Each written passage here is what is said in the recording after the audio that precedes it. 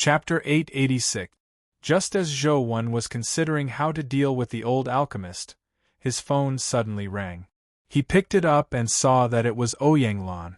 As he already had an early warning, Zhou roughly knew why Ouyang was calling him, but he had no choice but to answer. "Little one, where did you go? Why haven't I seen you recently?" Ouyang asked. "Didn't I go to the Zhang family's auction recently? I'm on my way back now," Zhou said. "How many days has it been? Even if you went overseas, you should be back by now, right?" Ouyang curled her lips. "I was planning on visiting a friend's house on the way," Zhou said. "Friend? Male or female?" Ouyang immediately asked. "Male," Zhou answered. "What's so good about a man? Come back quickly. I'll introduce you to a girl. She's not bad. If you miss this opportunity, there won't be another one." Ouyang praised the girl again, making it sound as though Zhou would suffer a huge loss if he didn't marry her. "Sis Lan, I really can't go back for the time being." Zhou had no choice but to find an excuse. "I don't care. You have to come back on the 16th of this month. I'll help you arrange a meeting with her. Just treat it as giving me face and meet her. If you really don't like it, I won't force you." Ouyang was determined to get Zhou on a blind date. "I'll try my best to go back." Zhou really had no choice but to brush her off. "It's not your best, but you have to." Ouyang changed the topic and said, "By the way, you can't accept Yusuji now's challenge. We don't even know what abilities and companion beasts the people overseas have. What if an accident happens? I'm still hoping that you can give me a grandchild to play with." Zhou's face darkened. "Don't worry. I definitely won't accept the challenge." After Ouyang hung up the phone with great difficulty, Zhou finally heaved a sigh of relief. Looking at his itinerary, he should be able to make it back to Luoyang on the 16th. After some thought, Zhou decided to return. Firstly, he didn't want to disappoint Ouyang and wanted to save her face. Secondly, he needed to make a trip back. With his own abilities, he temporarily couldn't kill the old alchemist. From the looks of it, Banana Fairy wouldn't be able to evolve anytime soon. He had to think of another way to get rid of the old alchemist. Otherwise, he felt like there was a ticking time bomb hanging above his head, making him very uncomfortable. Zhou planned on luring the old alchemist to Chess Mountain. Perhaps he could make him and the Dharch suffer losses. Of course, this was only Zhou's beautiful idea. In reality, there would be many difficulties. The Dharch might not be willing to be used by him. If it were in the past, there really wouldn't be a solution. However, now that I have the Earth Elemental Beast, I can directly enter Chess Mountain. Even if the Dharch doesn't want to help, I have no choice. She can't tolerate others wreaking havoc in Chess Mountain, right? Zhou rode the great Might Vajra bull back. At the same time, he returned to revise the Chess Mountain dungeon. This time, Zhou had the Earth Elemental Beast. He wanted to see if he could use the Earth Elemental Beast's power to enter Chess Mountain and the lower levels of Deer Terrace Pavilion. After entering the game, Zhou didn't wait for the flower to open the path into the mountain. He rode the Earth Elemental Beast and entered. After arriving at Deer Terrace Pavilion, Zhou killed all the dimensional creatures inside. Finally, he used the Earth Elemental Beast in an attempt to enter the treasure trove beneath Deer Terrace Pavilion. The Earth Elemental Beast was indeed very useful.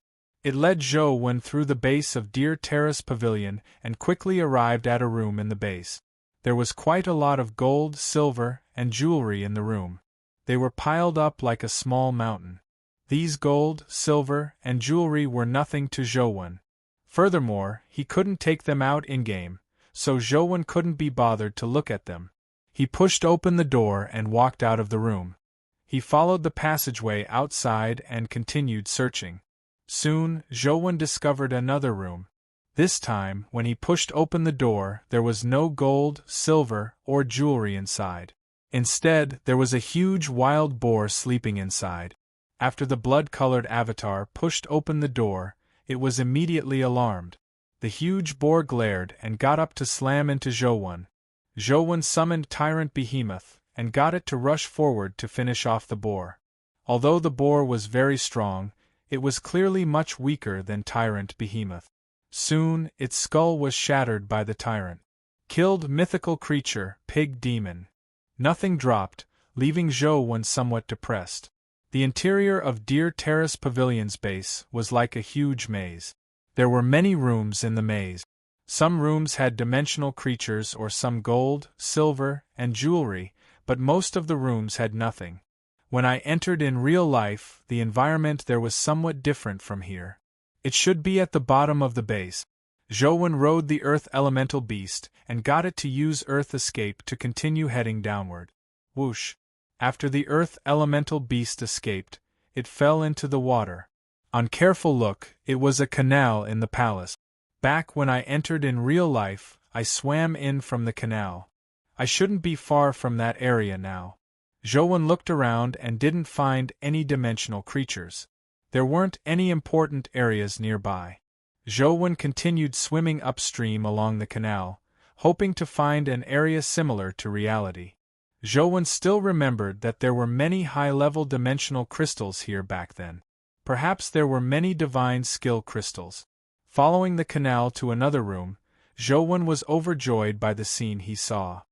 Although he had never been here before, there were many dimensional crystals piled up on the stone platform in the room like a small mountain. As he was in-game, Zhou could easily see the attributes of the dimensional crystals. Most of them were at the epic stage, but there were quite a number at the mythical stage. Zhou had already seen a few of them that were at the 70 to 80 stage. Among them were mythical essence energy skill crystals. However, Zhou quickly noticed that there was a strange-looking dimensional creature sprawled on top of the mountain-like dimensional crystal. It was a leopard-shaped dimensional creature. It had already stood up and was staring at the blood-colored avatar. Zhou decided to strike first. He summoned Tyrant Behemoth and charged at the dimensional creature. Tyrant Behemoth was indeed a top existence among mythical creatures. With one punch, it finished off the leopard-shaped dimensional creature. These are all mine. Zhou looked at the dimensional crystals on the ground and had the urge to laugh out loud. However, on careful thought, unless he absorbed all the crystals himself, he wouldn't be able to take them away. It seemed like it was too early to be happy. Chapter 887. At Luoyang's and family's residence, Ouyang Lan tugged at a girl and said, "Xiao Ai, stay at home for a few more days. Don't be in a hurry to go back." "I don't think that's a good idea," Su Ai said hesitantly. "What's wrong with that? Your mother and I grew up together. If it wasn't for your mother marrying so far away, I would have taken you as my goddaughter long ago. We're all family, so you can rest assured and stay here. If you were to stay outside after coming to Luoyang, I really wouldn't have the face to meet your mother," Ouyang Lan said with a smile. "Sister Lan, then I won't stand on ceremony," Su Ai said. "Child, there's no need to be so polite with me. You stay here first. When little one comes back, I'll introduce you two to each other. You two are about the same age, so you should have common topics," said Ouyang Lan with a smile. "Is Zhou Uncle Ling Feng's son?" Su Ai asked. Ouyang Lan nodded. Although he is Ling Feng's son, his personality is completely different. He is just too shy. After Su Ai left, Ouyang Lan asked in Xing, "Ah Xing, what do you think of little Ai and little one together?" "I think Xiao Ai is quite good. She's quite compatible with little one." And Xing thought for a moment and said, "Miss Su is old Master Su's daughter. The Su family doesn't have any sons, only 2 daughters. I heard that Su Ai is especially doted on by old Master Su. Would they let Miss Su Ai marry out? Mrs. Su and I are childhood friends. Even if they don't trust Su Ai to marry someone else, wouldn't they trust her to marry into my family?" "You don't have to worry about that. Just tell me if you think they're compatible," Ouyang Lan said. "Miss Su is well educated, gentle, and virtuous. She's also very smart. She's naturally an excellent candidate, Anxing said. Ouyang Lan glared at Anxing. Why are you beating around the bush when talking to me? Do you think there's something wrong with Su Ai's character? Anxing shook his head and said, That's not it. I just feel that Miss Su is too smart. I wonder if a simple-minded person like young Master Wen won't be easy to get along with. Ouyang Lan said with a smile, You don't understand. It's better to find a smart and scheming woman. With Xiao Wen's straightforward character, it was impossible for him to coax a woman. It would be very hard for him to find a silly woman. But for a smart and sensible woman like Su Ai, as long as she's willing, she'll think of a way to get little one to coax her. That way, she'll be able to live on. Madam is right, Anxing echoed. When little one returns, let them interact with each other first. I think Xiao Ai is quite a good child. Ouyang Lan thought for a moment and said, We should have someone over there, right? There are some people, Anxing answered. Then let them investigate Su Ai's hobbies, so that little one can understand her better, said Ouyang Lan. Yes, I'll do it right away. Anxing naturally understood that what Ouyang Lan wanted him to investigate wasn't as simple as Su Ai's hobbies, so he didn't dare to be negligent. The next morning, Su Ai went to Luoyang's dimensional zone. Accompanying her was her personal female guard. Miss, we have successfully entered the infamily. Should we follow the plan? The female guard whispered when they arrived at an empty spot in the dimensional zone. Don't be anxious. Don't be fooled by Ouyang Lan's appearance. She won't trust us so easily. This matter can't be rushed. Let's stay in the infamily for a while, Su Ai said. But Ouyang Lan seems to be trying to matchmake you and that Zhouwen. That's not good, right? The female guard said. There's nothing bad about it. If I'm unwilling, Ouyang Lan can't force me, right? Besides, I also want to meet that Zhouwen. He has caused so much trouble in the Federation alone. I want to see what kind of person he is, Su Ai said. It's best to be careful. According to the information we obtained, the Xia family has suffered a huge loss because of him. The Cape family and the family clan of gods seem to have suffered quite a blow because of him. It's best not to interact with such a person, lest we expose our identities, the female guard said. Don't worry. It won't be exposed. No one will expect that the Su family's second missy, Su Ai, is Great Skyfien's master Yusuji now, Su Ai said indifferently. In short, it's best to be careful. After all, this isn't overseas. Also, Miss, you are now the second missy of the Su family, Su Ai. Don't mention other names while you're in the Federation, the female guard reminded her again. I know. Su Ai nodded and didn't say anything else. As Zhouwen rushed, he used his phone to explore Deer Terrace Pavilion. The space beneath Deer Terrace Pavilion was much larger than he imagined. He encountered several mythical creatures inside, but unfortunately, none of them dropped companion eggs. He found quite a number of dimensional crystals, but not many of them could be used. Now, Zhouwen was in an awkward situation. He couldn't absorb mythical dimensional crystals, or it was useless even if he absorbed them. Epic crystals were no longer of much use to him, so he didn't actually use many of them despite having so many dimensional crystals. Since I can't use them myself, I'll let you guys have them. Zhouwen summoned his main companion beasts, such as Tyrant Behemoth and Demonic Neonate. He got them to choose their own crystals and eat those they were willing to eat. Zhouwen planned on seeing if the crystals here would respawn the next time he came. If they could respawn, he would really be rich. Explosive Fiend Man and Dr. Darkness were very interested in some of the Essence Energy Skill crystals, but Demonic Neonate remained the same. Mythical crystals couldn't move her. She usually only ate longevity fruits, and there weren't many of them left. Tyrant Behemoth and Truth Listener weren't picky eaters. As long as they could provide energy, they would swallow most crystals. Zhouwen constantly searched Deer Terrace Pavilion. Apart from searching for the treasures in Deer Terrace Pavilion, he also wanted to see if he could find the Thearcha's true body. He refused to believe that the Dharch was that flower. By the time Zhou returned to Luoyang, he still hadn't found the Thearcha's true body beneath Deer Terrace Pavilion. The interior of Deer Terrace Pavilion was just too complicated. Zhou had only explored less than half of it. According to the parts he had explored so far, Zhou felt that there were definitely terragrade existences in Deer Terrace Pavilion. As they were only mythical dimensional creatures, he had already seen 6 in Deer Terrace Pavilion. 4-dimensional zones like the Metalwork Temple, there was only one mythical creature in the entire dimensional zone. Now, in the ancient buildings on Deer Terrace Pavilion, including the mythical creatures that had been discovered inside, there were more than 10. This was just too terrifying. It was definitely not something an ordinary dimensional zone could compare with. After returning to Luoyang, Zhou planned on returning to school first, but on the way, he suddenly saw the cube on the street light up. A companion beast had issued a challenge, so he took Yer over to take a look. "Coach, when did you come back?" Just as Zhou approached the cube, Feng Chuyen, Sadie, and Gully, who weren't far away, saw him. They waved and greeted him as they squeezed over.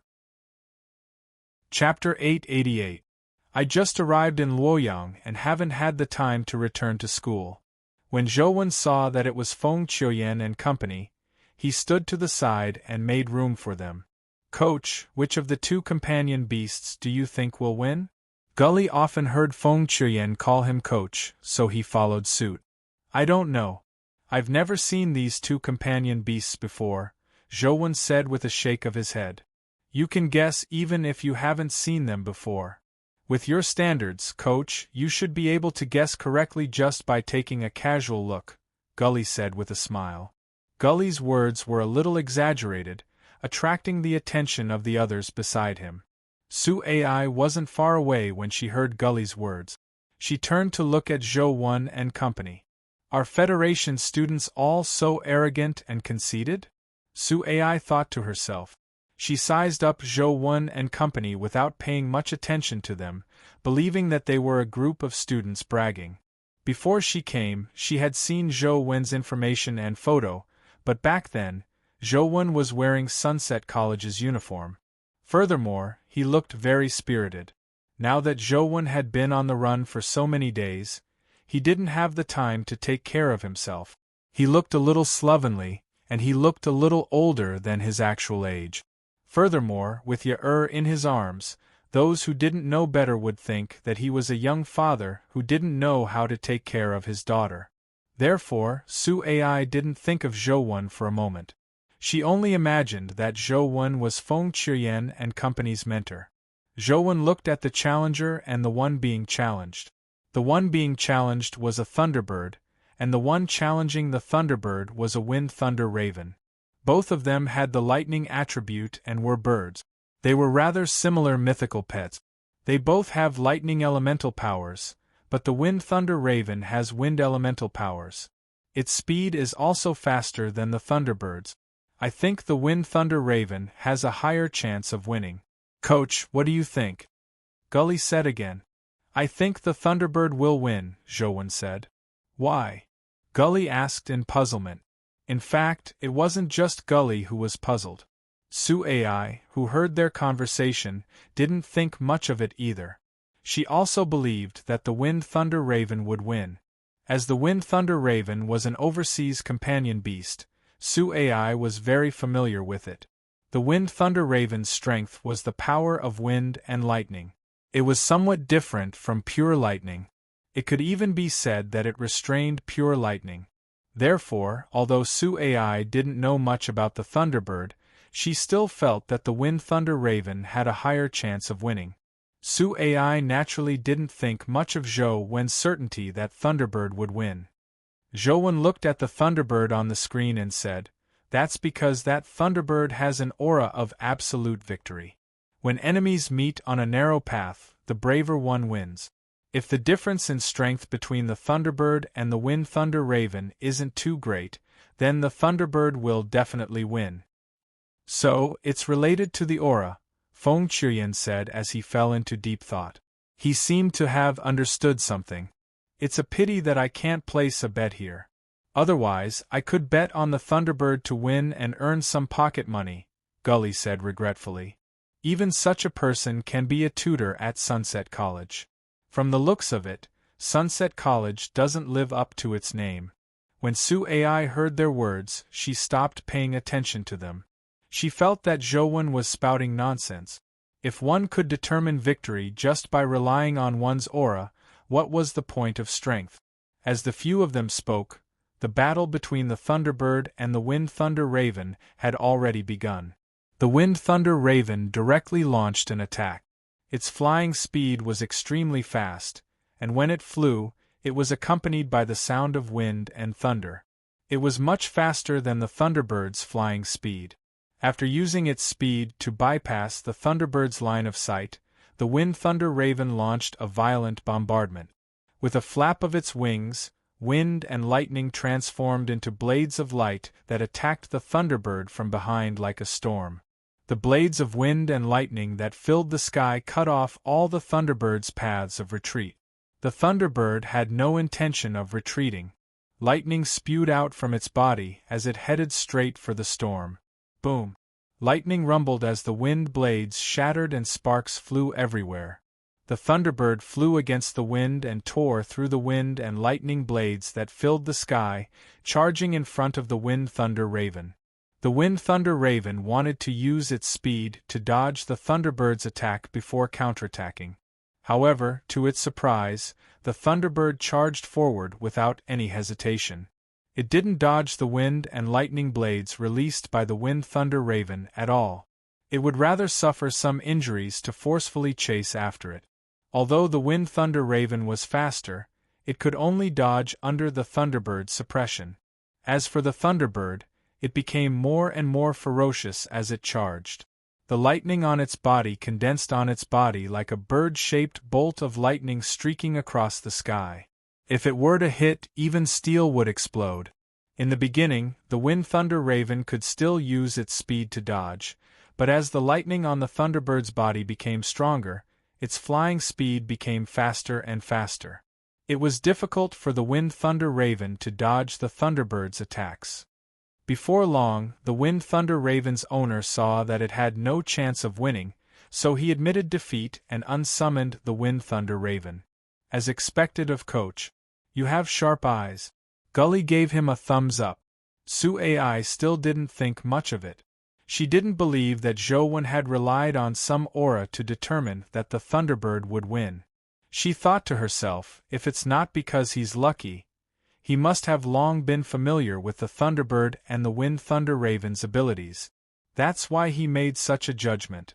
After watching the battle, Su Ai was about to leave when she suddenly heard Sadie ask Zhou, "Coach, what do you think of Great Skyfiend, who's currently in first place on the rankings?" Upon hearing Sadie's words, Su Ai couldn't help but slow down. Her ears pricked up as she felt a little smug. These Federation people should be afraid of Great Skyfiend's invincibility and strength, right? "What do you mean?" Zhou asked. Sadie thought for a moment and said, "Coach, do you think Great Skyfiend can maintain first place until the end of the ranking battle?" "No," Zhou answered directly. "Why?" Sadie asked in surprise when she saw Zhou answer so straightforwardly. "Because it's too weak," Zhou answered truthfully. He had seen too many powerful guardians. If they couldn't reach the Terra grade, they were naturally weak in Zhou's opinion. It was impossible for them to obtain first place. As for Great Skyfiend, she clearly hadn't reached the Terra grade. Too weak. When Su Ai heard this, she nearly blew her top. If they were overseas, she wouldn't hesitate to summon Great Skyfiend to let Zhou know how terrifying the guardian he mentioned was. Unfortunately, this was the Federation. Su Ai could only hold back as she thought to herself, "I can't lower myself to the level of these ignorant Federation people." When Gully heard Zhou's answer, he gave him a thumbs up and said, "Sis, isn't your question redundant? In front of Coach, Great Skyfiend is definitely weak. Unfortunately, pure humans can't participate in the battle. Otherwise, Coach would be able to beat Great Skyfiend and Yusuji now up in a few strikes." They would kneel down and call him Daddy. Chapter 889. I'll bear with it. I'll bear with it. The corners of Sue Ai's eyes twitched as she felt the urge to kill. However, this was the Federation, and Sue Ai had a special mission. She couldn't expose her identity, so she resisted the urge to slap Gully. Are you returning to school? Zhou asked Gully and company. Yes, let's go together. The few of them returned to school together. Ouyang Lan was really well informed. Zhou had just returned to school when he received a call from her. She asked him to have dinner that night. Zhou agreed. It had been a long time since he had seen Zhou Lingfeng and Ouyang Lan. He could use the opportunity to meet them during dinner. He helped Yer change into new clothes and took her to dinner. However, when he arrived, Zhou realized that Zhou Lingfeng wasn't around. Apart from Ouyang Lan, there was a girl who looked to be in her 20s. The girl was naturally Yusuji now, who had impersonated Sue Ai. She was slightly taken aback when she saw Zhou and Yer. Only then did she recognize that Zhou was the fellow who had said that Great Skyfiend was too weak during the day. Come, little one, let me introduce you. This is my childhood friend's daughter, Sue Ai. Ouyang Lan pulled Zhou to sit beside her. Ouyang Lan didn't deliberately let Zhou sit beside Sue Ai because she knew him too well. She knew that Zhou didn't know how to chat with girls at all. He wouldn't say anything even if she let him sit beside Sue Ai. Little Ai, this is Yer, an orphan adopted by Zhou. Don't be fooled by his cold demeanor, but he's actually very caring. As Ouyang Lan explained Yer's origins, she beautified Zhou. In such an environment, it's rare to see such a caring person, Sue Ai said with a smile. That's right. Not only is my little one compassionate, but he's also talented. He learns everything at once. Even Zhou blushed when he heard Ouyang Lan's praises. Zhou, I heard that your cultivation talent is extremely high. Even your peers from the 6 families are far inferior to you. I wonder if you can teach me? Sue Ai said to Zhou with a smile. I didn't. Before Zhou could finish his sentence, Ouyang Lan interrupted him. When Ouyang Lan heard Zhou's opening sentence, she knew that he wanted to say that he didn't have time. She knew Zhou too well, so she didn't hesitate to say, Zhou will be fine. It's still early anyway. You young people can head out for a walk after we finish eating. If you have any questions about cultivation, feel free to ask little one. He's an absolute genius in this aspect. Ouyang Lan thought that it wasn't easy to find a girl who wasn't scared away by Zhou and was willing to understand him. Ouyang Lan felt that she couldn't let go of this opportunity. She was truly worried that with his personality, he wouldn't be able to find a wife in the future. Yer, can the beautiful sister Lan take you out to play? After the meal, Ouyang Lan wanted to take Yer away to prevent her from interfering with their conversation. Yer turned her head and leaned her face on Zhou's shoulder, completely ignoring Ouyang Lan. It's fine, Sis Lan. I'll take her. She's afraid of strangers, Zhou said. You'll spoil her. Ouyang Lan was helpless. Although she was sharp with her words, she couldn't bear to forcefully take Yer away. All she could do was let Yer go with Zhou. Sis Lan, I like children too. I'll take care of her. Don't worry, Sue Ai said. Then I'm relieved. Ouyang Lan couldn't help but praise Sue Ai for being sensible. Zhou and Sue Ai left the restaurant together. Seeing that Zhou wasn't saying a word, Sue Ai took the initiative to say, Zhou, I have some cultivation questions I want to ask you. Is it convenient for us to go to the training grounds? Sure. Zhou saw that it was still early. Furthermore, Ouyang Lan had already agreed. It wasn't appropriate for him to leave directly, so he nodded. When Sue Ai saw Zhou agree, a crafty glint flashed in her eyes. She thought to herself, today, I'll let you know that there's always someone better. Let's see if you still dare to be arrogant in the future. How dare you say that Great Skyfiend is too weak? I'll let you know who's too weak later. The reason she took the initiative to ask Zhou Wen out was naturally not to build a good relationship with him. Yusuji Nao's goal wasn't Zhou Wen, but the Infamily's arsenal and the new essence energy weapons that the Infamily was researching. These had nothing to do with Zhou Wen, so there was no need for her to deliberately approach him. If it wasn't for Zhou Wen's evaluation of Great Skyfiend and Gully's words in front of the cube that had angered her, Yusuji Nao might have only politely finished the meal with Zhou Wen and never taken the initiative to ask him out. Zhou Wen's thoughts were even simpler. He wasn't interested in Su Ai. Furthermore, the problem of the alchemist hadn't been resolved, so he wasn't in the mood to think about anything else. If it wasn't for Sislan, Zhou Wen would have returned to grinding dungeons. The two of them had their own thoughts and soon arrived at a nearby training ground. Su Ai didn't wish for others to see them, so she paid for a separate training room. Soon, the staff brought them in. "Is there anything you need me to teach you?" Zhou Wen asked Su Ai. These words sounded awkward in Su Ai's ears. She thought to herself, "You really think highly of yourself. If you want to teach me, do it in your next life. You'll know in a while who's teaching who." Su Ai didn't show her thoughts on her face. She looked at Zhou Wen and said with a smile, "Do you know sword techniques? I've been practicing a sword technique recently, but no matter how much I practice, I can't grasp the gist of it. I want you to help me see what's wrong." "I know a little. How about this? Practice the sword technique for me first. I'll try and see if I can find the problem," Zhou Wen said seriously. He didn't know that Su Ai had so many thoughts on her mind. He imagined that Su Ai really wanted his help and felt that it didn't matter if he helped her. After all, she was Sislan's childhood daughter. "All right, I'll practice it first. Help me see if there's anything wrong. If there's anything wrong, feel free to say it. There's no need to worry." With that said, Su Ai pulled out a sword from the rack and stood in the middle of the training ground. Of course, she wouldn't really let Zhou Wen guide her in swordplay. Not only was there no problem with the sword technique she demonstrated, but it was also very profound. This sword technique was called the Three Immortal Swords. It was obtained by Yusuji Nao in a mysterious dimensional zone overseas. She was the only one in the world who knew the Three Immortal Sword.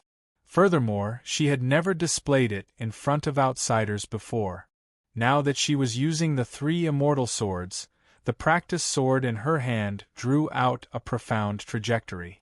It looked like a casual sword move, but in fact it was very profound.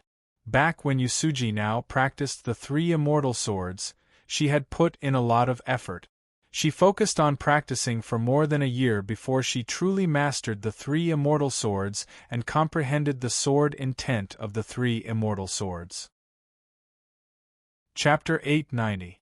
The most difficult part of the Three Immortal Swords was that there were three forces in one strike. They were hard and soft, and they were hard and soft. There were three different ways to use the forces and concepts of hard, soft, and fusion. One had to ingeniously combine the three forces and concepts into one to be able to use the Three Immortal Swords well. If one didn't use it well, not only would one not be able to achieve the effect of defeating the enemy, but one would also end up like a dog. It would be good enough if one didn't get injured, much less injure the enemy. Yusuji Nao had practiced the Three Immortal Swords for so long before she could master them. How could someone who had never seen the Three Immortal Swords give her pointers? Yusuji Nao's demonstration of this sword technique was to embarrass Zhou Wen and let him know who was truly too weak. As no one had seen the Three Immortal Swords before, Yusuji Nao wasn't afraid of being recognized. Zhou Wen didn't know that Yusuji Nao had so many thoughts on her mind. He only believed that she was really seeking his advice, so he watched very seriously, searching for anything amiss with the Three Immortal Swords. Soon, Yusuji Nao demonstrated the Three Immortal Swords before looking at Zhou Wen and asking with a smile, "Do you need me to demonstrate it again?" "All right," Zhou Wen said with a nod. A smile appeared on Yusuji Nao's face before she demonstrated the sword technique again. However, she thought to herself, You won't be able to understand it even if I demonstrate it 10 or 100 times, much less demonstrate it again. Unlike the straightforward and domineering sword techniques, the three immortal swords mainly used force and concept. These intrinsic things couldn't be understood just by looking at the sword move. Yusuji now had already made up her mind. After this, she would ask Zhou if he wanted to demonstrate again. If Zhou overestimated himself and wanted to watch it a third time, she would directly ask Zhou if he could see any problems after the third time. If you know what's good for you, you should admit that you can't tell anything. You won't be so embarrassed, Yusuji now thought. Soon Yusuji now demonstrated the three immortal swords again. After stopping, she held the practice sword and asked Zhou with a smile, "Do you want me to demonstrate it again?" "There's no need." Zhou shook his head. Yusuji now thought to herself, "At least you know your limit. If I were to demonstrate it a third time and end up not being able to tell anything, it would only be more embarrassing." Yusuji now smiled at Zhou, waiting for him to lower his head and admit that he couldn't tell anything. "There's indeed a huge problem with your sword technique." However, Zhou's words left Yusuji now stunned. "Oh, tell me, what's the problem with my sword art?" Yusuji now looked at Zhou with a faint smile. She imagined that Zhou was putting up a front. From Yusuji now's point of view, Zhou's actions would only embarrass him even more. "The problem with your sword technique is very serious. The sword technique you practice is incomplete to begin with," Zhou said. "The sword technique I'm practicing is actually incomplete?" Yusuji now pretended to be surprised, but she sneered inwardly. "Incomplete, my ass. The three immortal swords sword technique is complete and flawless. I've already completely mastered it. How dare you say that it's incomplete? Keep lying. Let's see how you can lie. Yes, the sword technique is indeed incomplete. It's also possible that you failed to comprehend the sword technique's true meaning when you practiced it. You failed to draw inferences and comprehend the sword technique's true meaning," Zhou said. "So that's how it is. Then, can you give me some pointers? What's the true meaning of this sword technique?" Yusuji now said teasingly as she looked at Zhou. She had already practiced the three immortal swords to the point where she could use it in reverse, but Zhou actually said that she hadn't obtained its true meaning. Yusuji now only wanted to know how Zhou was going to continue lying. "Give me the sword." Zhou extended his hand in front of Yusuji now. Yusuji now handed the practice sword to Zhou and stood by the side with her arms crossed. She waited to see Zhou's clumsy performance. She was somewhat curious now. She wanted to know how Zhou could spin such an outrageous lie. Zhou got Yer to stand by the side as he walked to the middle of the training grounds with the practice sword in hand. He said, "This sword technique of yours has the use of three forces and concepts. You have already used the three forces and concepts very well, but your method isn't right. Therefore, you can only stay at this stage. There's no way for you to improve further and master the complete sword technique. To be able to tell that the three immortal swords are a combination of three forces and concepts, this Zhou isn't completely blind," Yusuji now thought. However, Zhou's attitude still left her displeased. Therefore, she asked with a faint smile, "Then how can I improve further and master the complete sword technique?" "That's not difficult." The practice sword in Zhou's hand moved. The sword move he executed was actually Yusuji now's three immortal swords.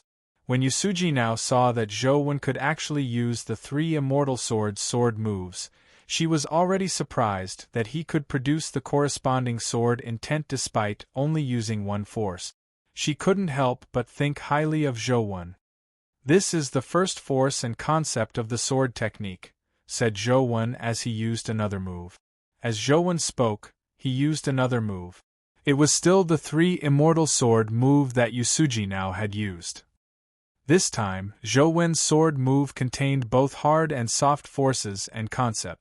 This time, Yusuji now was somewhat alarmed. To be able to display both hard and soft forces in one strike was something she had practiced for nearly a month. According to Taoists, the so-called two-in-one can be viewed as the birth of yin and yang from chaos. It can also be said to be the separation of hard and soft. As Zhou spoke, he struck out. It was still the three immortal sword move, but this time, he had unleashed all three forces at once. Yusuji now widened her eyes as she looked at Zhou in disbelief. She thought to herself, could it be that Zhou has practiced the three immortal swords in the past? That's impossible. The three immortal swords are engraved on the stone wall of the three caves immortal. After I saw it, the stone wall had already been destroyed. How could Zhou have learned the three immortal swords? One begets two, two begets three, and three begets all things. Your sword technique stops at three and doesn't continue expanding. It's just like the basic three primary colors of red, green, and blue. You will use the three primary colors, but after the three primary colors are combined, they can form even more colorful colors, forming a colorful world. I don't know if your sword technique is lacking or because you haven't comprehended the true meaning of the sword technique, but it has stopped at the realm of the three primary colors. You haven't been able to display the true meaning of the world of swords. As Zhou spoke, he demonstrated. On the other side, Yusuji now was stunned. Her face was filled with shock and disbelief. 4, 5, 6. Yusuji now saw more and more sword intents in Zhou sword technique, but they were extremely harmonious. It was as though the three immortal swords were supposed to be like this. At first glance, what Zhou said seemed to make sense, but Yusuji now felt deeply helpless. Even if she understood this principle, she didn't have that many sword intents that she could casually combine. Chapter 891. 9, 10, 11. Is this fellow a monster? Yusuji now stared intently at Zhou as the shock in her heart intensified. Zhou casually waved his hand and used more than 10 sword intents. How could he comprehend so many sword intents at his age? Zhou sword intents were naturally not cultivated by himself. In fact, Zhou had never practiced sword technique. What he was really good at was his movement techniques. At most, he had immortal slaying. These sword intents were all learned by Zhou in the Peach Blossom Mystic Realm. The white-robed man's sword technique had 3,000 sword intents. This was just a drop in the ocean. Although Zhou hadn't fully comprehended the 3,000 sword intents, he had already memorized them. He couldn't use them to fight a true top-notch sword Dao expert, but it was still quite impressive if he used them casually. That's the general problem. There's nothing else. Go back and practice slowly. I still have something to do, so I'll be leaving first. Zhou handed the practice sword back to Yusuji now before picking up and leaving the practice room. Yusuji now watched Zhou leave in a daze. She didn't recover for a long time. After the door to the practice room closed, she came to a realization. Practice? Why should I practice? That's not the three immortals' sword art at all. There aren't that many sword intents in the three immortals' sword art. How the hell am I supposed to practice? Although she said that, Yusuji now was still shocked by Zhou's sword technique. He could mix more than 10 sword intents together, and still release them freely. Even among the top sword Dao masters overseas, there weren't many who could do this. Miss, are you alright? The female guard walked in. She had been secretly protecting Yusuji now, but with Zhou around, she didn't dare come up. She only came up after Zhou left. I'm fine. From the looks of it, I underestimated the young experts of the Federation. It's indeed not without reason that Zhou can stir up such a huge storm in the Federation, Yusuji now said. What happened? The female guard asked. It's nothing. I just witnessed Zhou's sword technique. It's indeed very strong. Unfortunately, no matter how strong his sword art is, it's useless. Without a guardian, humans ultimately can't step into the man-god stage. No matter how strong his sword art is, he's ultimately immortal. Yusuji now slowly regained her confidence. Although Zhou was strong, he could only stop below the mythical stage. She had great Skyfiend and was already standing in the mythical stage. She still had the right to look down on him. I can study the world of swords that Zhou mentioned, Yusuji now thought. I already said that a person like Zhou definitely has something extraordinary about him, the female guard said. Yusuji now didn't say anything else as she looked at the female guard and asked, "How's the information I asked you to find out? Did you find out who Tyrant Behemoth's owner is?" "There is no news yet. Our people are already investigating," the female guard said. "Find him as soon as possible." "I have to avenge Orochi's death," said Yusuji now. Zhou returned to his dorm and began grinding dungeons again. Now, all he wanted to do was figure out Chess Mountain's dungeon as soon as possible. If the alchemist came looking for him again, he could lure him to Chess Mountain. The interior of Deer Terrace Pavilion was larger than Zhou imagined. As he needed to explore it and didn't directly use Earth Escape, Zhou wouldn't know what he missed in the process. After entering Deer Terrace Pavilion again, Zhou continued exploring the place he had last time. Not long after exploring, an arched door suddenly appeared in front of Zhou. After passing through the arched door, there was a huge space inside. This space looked like the interior of a tower. There were arched doors all around, and there was water flowing inside many of them. The bottom of this space was occupied by water. It was like a huge circular pool, and in the middle was a huge bronze cauldron. Inside the bronze cauldron was a white fox. It was different from ordinary foxes. The fox had 9 snow-white tails on its back. As for its body, it was trapped by the chains that passed through the bronze cauldron, as though it was imprisoned inside. Is that the 9-tailed fox? Zhou couldn't help but recall the legend of Deer Terrace Pavilion. It was the peerless demon concubine that brought calamity to the country and people. Although the 9-headed pheasant and the jade peepa spirit were both demons, the first impression people had of a demon concubine was the 9-tailed fox. There wouldn't be a second one. Could she be the Tharch? Zhou was puzzled as he sized up the 9-tailed white fox in the bronze cauldron. Suddenly, the 9-tailed white fox opened its eyes.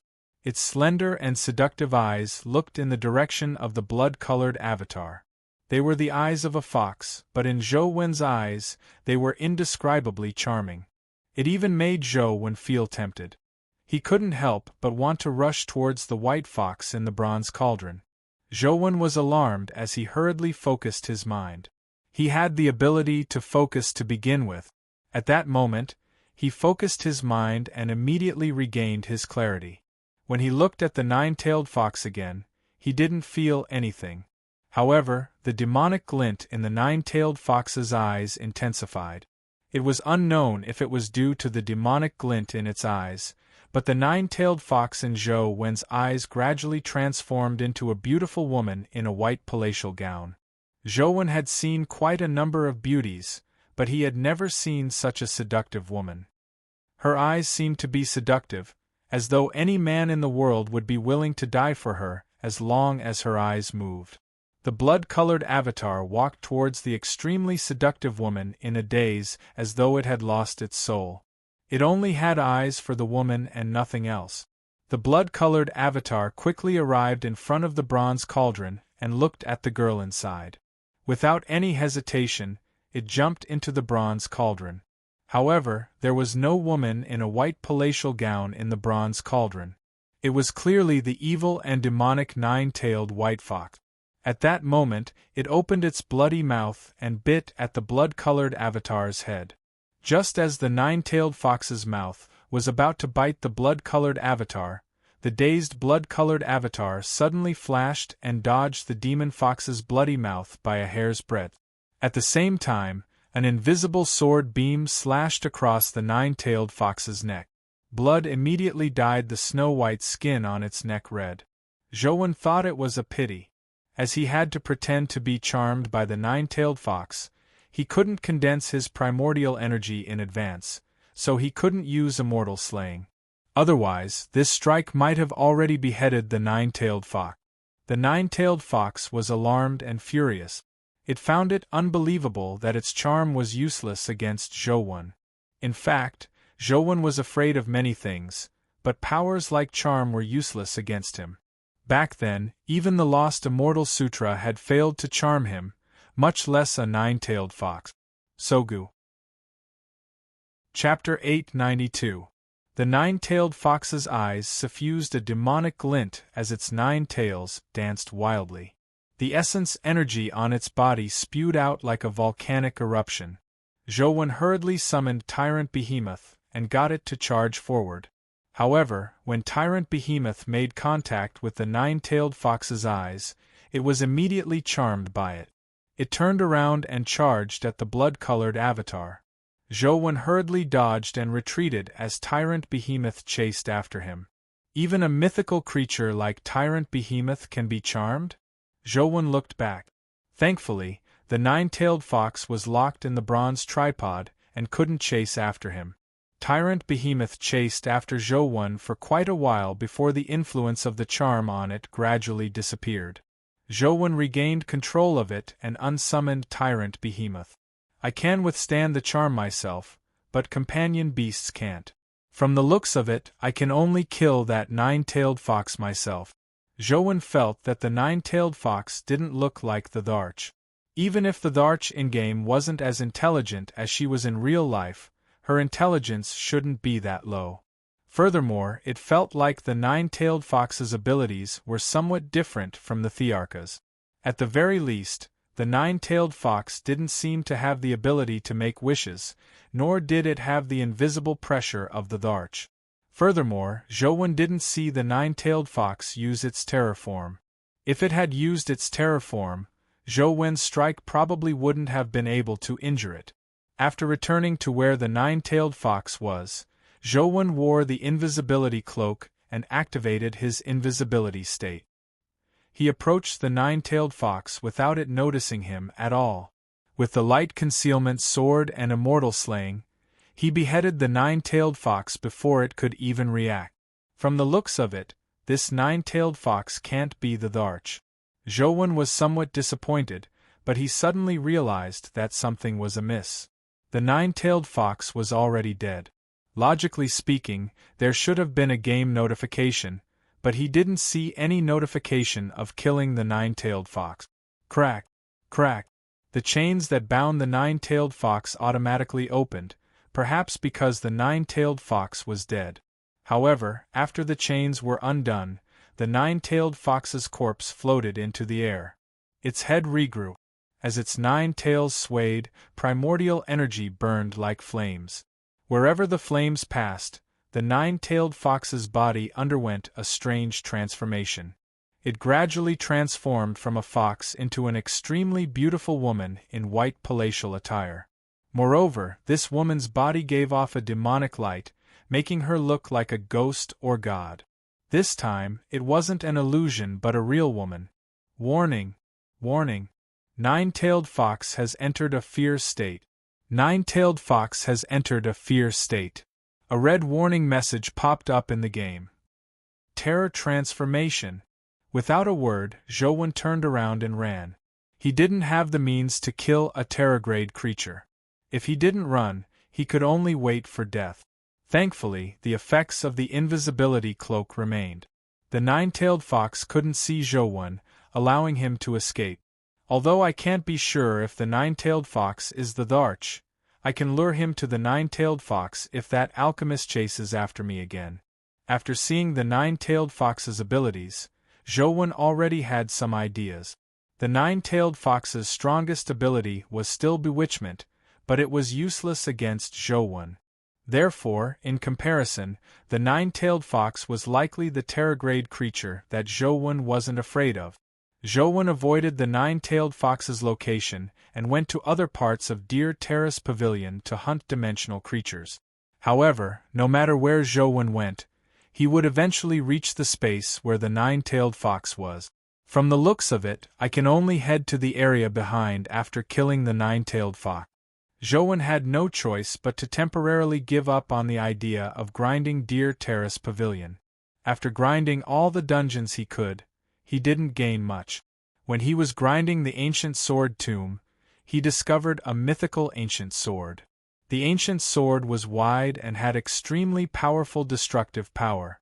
After killing it, he learned that its name was Great Ravager. It was a mythical sword, but unfortunately, no companion eggs dropped. After returning to Luoyang for a few days, he didn't find any traces of the alchemist. This made Zhou Wen feel uneasy, and Xing had already gotten someone to monitor him closely, hoping to discover the alchemist before he entered Luoyang. Unfortunately, there was no news of him. It was unknown if he hadn't come to Luoyang or if he had avoided all the surveillance. At the training grounds of the Xianwen Club, your wise and mighty president is back. Are you very happy and pleasantly surprised? Li Xian returned much earlier than expected. According to Li Xian, he had already learned most of Worm Dugu's Gu nurturing technique. All that was left was practice. He felt bored over there, so he ran back. Due to the pair of ice silkworms, Li Xian's combat strength was considered very strong. However, when he was in the Dugu family, Worm Dugu didn't allow him to use the ice silkworms. He insisted on fighting all kinds of Gu personally, making him suffer quite a bit. However, it was also because of this that he had a very deep understanding of Gu. Furthermore, it was of great help to his growth. I realize that you seem to have become a lot more handsome recently? Zhou Wen sized up Li Xian. Is that so? Li Xian stroked his chin and said smugly, I've always been very handsome. It's just that you didn't realize it in the past. There's nothing to make a fuss about. No, I really think you are much more handsome than before. Come, let me take a closer look. Zhou Wen circled Li Xian a few times and nodded thoughtfully. I see. I understand. What do you understand? Li Xian asked curiously. I understand why you look so much more handsome, Zhou Wen said. Why? Li Xian hurriedly asked. Because of you. Zhou Wen deliberately lowered his voice. When Li Xian came close to hear him clearly, he punched him in the eye. Because you haven't been beaten up in a long time. Li Xian was immediately enraged by the punch. Damn you, Zhou Wen! How dare you sneak attack me? You're dead. Seeing Li Xian rush over, Zhou Wen summoned the Defy Ancient Sovereign Life Soul and fused it with him, assuming a combat stance. When Li Xian rushed over, the Life Soul carapace had already enveloped his body. At the same time, he swung his fist. Zhou Wen dodged Li Xian's fist and slashed at the back of his neck. Li Xian's movement technique strangely circled around. Not only did he dodge Zhou Wen's handblade, but he also stabbed at Zhou Wen's waist with his fingers like sharp blades. What's with your movement technique? Zhou Wen was somewhat surprised. When Li Xian was injured, he could quickly learn the other party's skills and moves, but he couldn't learn movement technique. This was because movement techniques wouldn't injure him, so Li Xian's movement technique had always been his weakness. However, Li Xian's movement technique had clearly improved greatly. Furthermore, it looked rather strange and fast. This is the Dugu family's movement technique. Originally, it was never taught to outsiders, but my talent is too great and my character is too good. I made an exception to learn it from the Dugu family, Li Xian said smugly. Then let me see how far you have learned it. Zhou Wen became serious as he pushed the Defy Ancient Sovereign's strength to its limit. Sogu. Chapter 893. Gu Dian, Feng Qiyan, Sadie, Gully, Fang Ruoshi, and the other members of the Xianwen Club watched the battle from the side. After watching for a while, Feng Qiyan's eyes lit up as he said, President has become much stronger this time. Be it his movement techniques or techniques, they have already reached the limits of humans. Furthermore, he can constantly repair and become stronger in battle. Coach might really be in trouble this time. Sadie nodded slightly. The terrifying thing about Li Xian is that he has countless opportunities to fail. As for others, as long as they make a mistake, they might not have another chance. This ability is really enviable. Gully said enviously, Why don't I have such a sick life soul? Zhou Wen and Li Xian constantly fought. Zhou Wen used Transcendent Flying Immortal to cooperate with the Defy Ancient Sovereign, but the pressure of the battle was still immense. Li Xian's movement techniques were inexplicably strange. It looked like he had obtained the Dugu family's true heritage. Although he hadn't reached the level of Transcendent Flying Immortal, he couldn't be underestimated. Most importantly, when Zhou Wen's attack struck Li Xian's carapace, it would at most shatter the carapace. It wouldn't affect Li Xian's ability to continue fighting. Furthermore, after the carapace shattered, it would become even sturdier. It wouldn't be that easy for Zhou Wen to shatter it again. Not only was the carapace becoming stronger, but Li Xian himself was also constantly becoming stronger. His various techniques became stranger and stranger, and his transformations became more and more unpredictable. Many of his stances didn't look like something a human could do. Zhou Wen knew that this was definitely a technique and skill that Li Xian had learned from dimensional creatures. Zhou Wen had already pushed the Defy Ancient Sovereign's strength to its limits. Transcendent Flying Immortal couldn't be any faster, but he still couldn't suppress Li Xian. Li Xian was becoming more and more accustomed to fighting Zhou Wen as he became stronger and stronger. Among his peers, I'm afraid only President can fight Coach to such an extent, Feng Qiuyan said.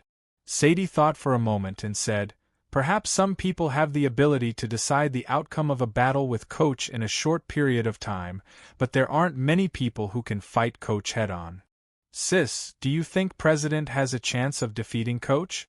Gully asked with interest. It's hard to say. From the looks of it, Li Xian is already in an invincible position. It's not like there's no chance, Sadie said after some thought. Feng Qiuyan also said, Coach's technique, ability, and grasp of timing are undoubtedly top-notch. If it were any ordinary person, they would have long been defeated. However, President is the type that can't be killed. Coach's dominance will slowly decrease due to the expenditure of stamina and essence energy. As for President, as long as he doesn't die, he will slowly become stronger. Time is on President's side. Unless the Coach can defeat the President in a short time. Imagine the Coach's expression when he's defeated. It must be very exciting. I'm really looking forward to it, Gully said excitedly. In fact, many people had such a sense of anticipation. It wasn't that Zhou Wen wasn't as popular as Li Xian, but that deep in the human heart, humans pitied the weak and hoped that the myth would be broken. In modern times, Zhou Wen was practically synonymous with invincibility. In comparison, Li Xian was the person who wanted to break the legend. Li Xian was very serious. Although he gave off a frivolous feeling, he was someone who refused to admit defeat. Even if his opponent was Zhou Wen, he didn't want to lose. Battle, crazy battle. The Defy Ancient Sovereign gave Zhou Wen endless energy, almost like a tireless machine. However, Zhou Wen's suppression of Li Xian was still decreasing.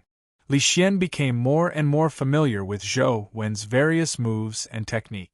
Although Zhou Wen was equally familiar with him, he lacked the ability to repair himself and become stronger the more he was injured. Bam! The fists collided. Originally, Zhou Wen's strength could suppress Li Xian, but this collision caused Zhou Wen's body to take 2 steps back uncontrollably. As for Li Xian's body, it only swayed. President has the upper hand, Gully said happily. From the looks of it, the situation has begun to reverse.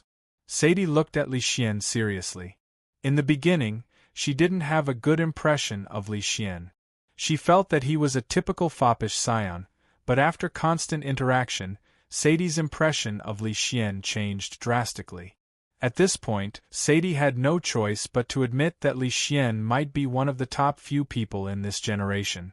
Even the strongest member of the ultimate family clan, Lance, might not be able to defeat him. Apart from the 6 families, more and more young geniuses have appeared.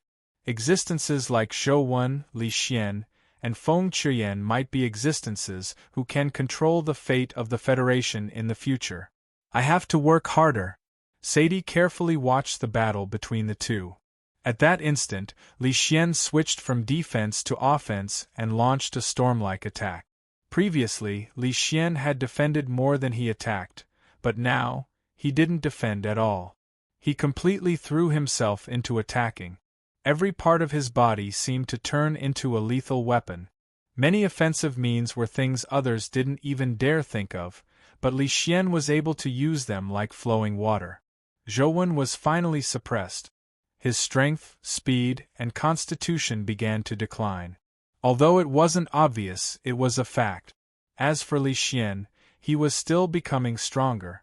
Zhou had many means to reverse the situation, but he needed to switch to other essence energy arts. Zhou had no such plans as he continued using the Defy Ancient Sovereign to fight Li Xian. Bam!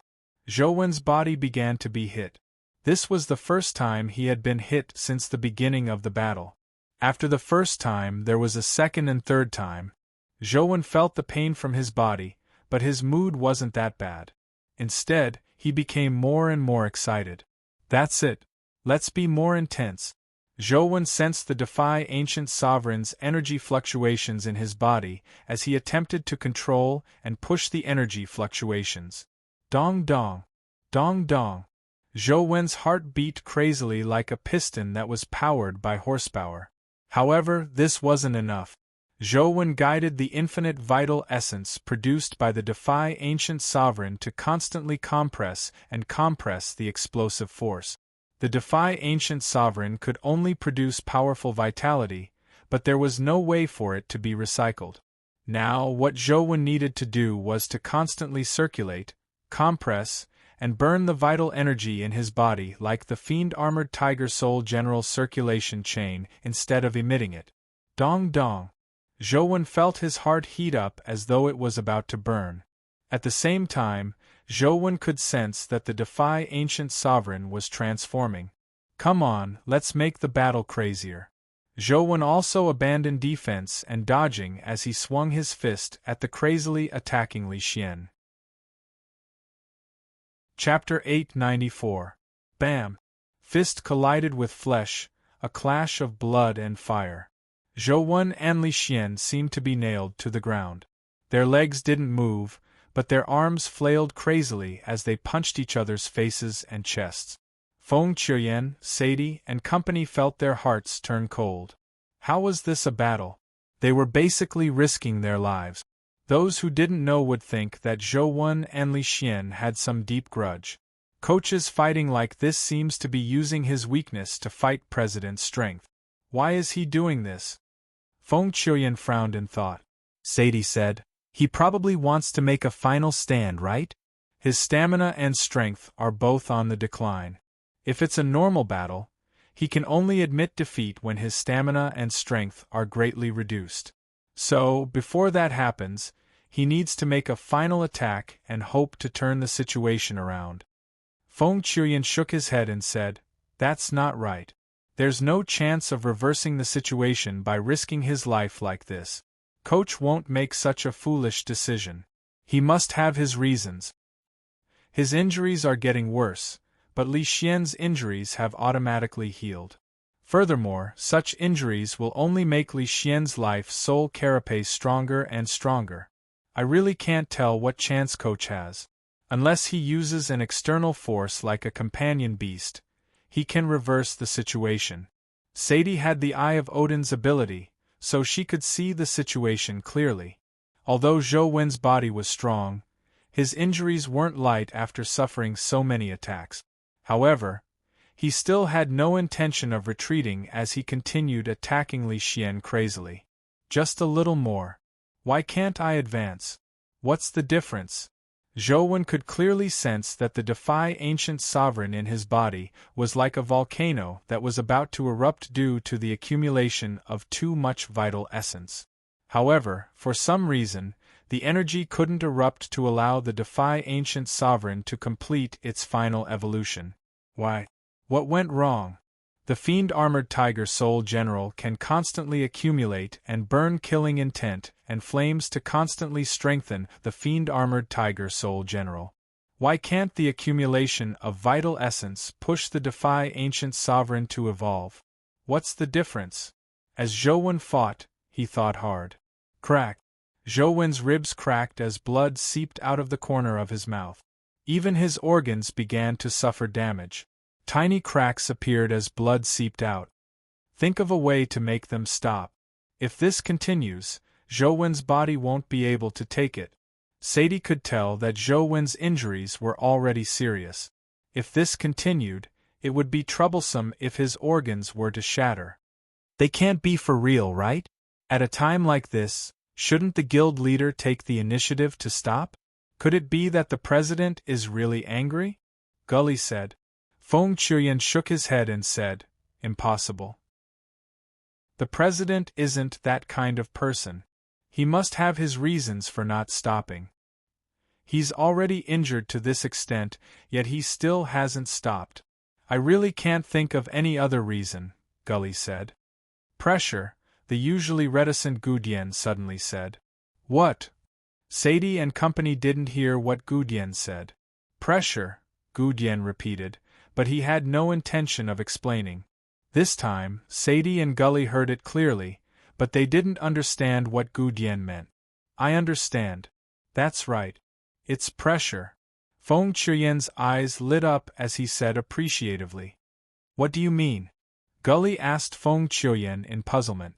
Feng Chuyan looked at Zhou in battle and said, Coach wants to break through. He's using a combat method he's not good at to fight President. That's because he wants to break through himself. He wants to make up for his flaws and become stronger. He wants to break through under pressure. President clearly understands this, so he's trying his best to exert pressure on Coach, is that so? But from the looks of it, if this continues, Coach will be beaten to death. Gully looked at Zhou doubtfully. Sadie found Feng Chuyan's explanation somewhat unacceptable. Everyone had things they were good at and bad at. No one could be perfect. If they forced themselves to fight in a way they weren't good at, could they really break through under pressure? Sadie had great doubts about this. Coach should be able to do it, Feng Chuyan said matter-of-factly. He was already considering, what's my weakness? Should I also try to break through my own weakness? If Zhou knew what Feng Chuyan was thinking, he would definitely be at a loss whether to laugh or cry. He only wanted his life soul to advance to a perfect body. He had never thought of breaking through his weakness. If he had the time, he might as well grind more powerful companion beasts. Zhou wasn't a perfectionist. He had never thought of making himself perfect. Why can't I? What went wrong? Zhou clearly felt that the Defy Ancient Sovereign's vital essence was about to explode, but it didn't erupt.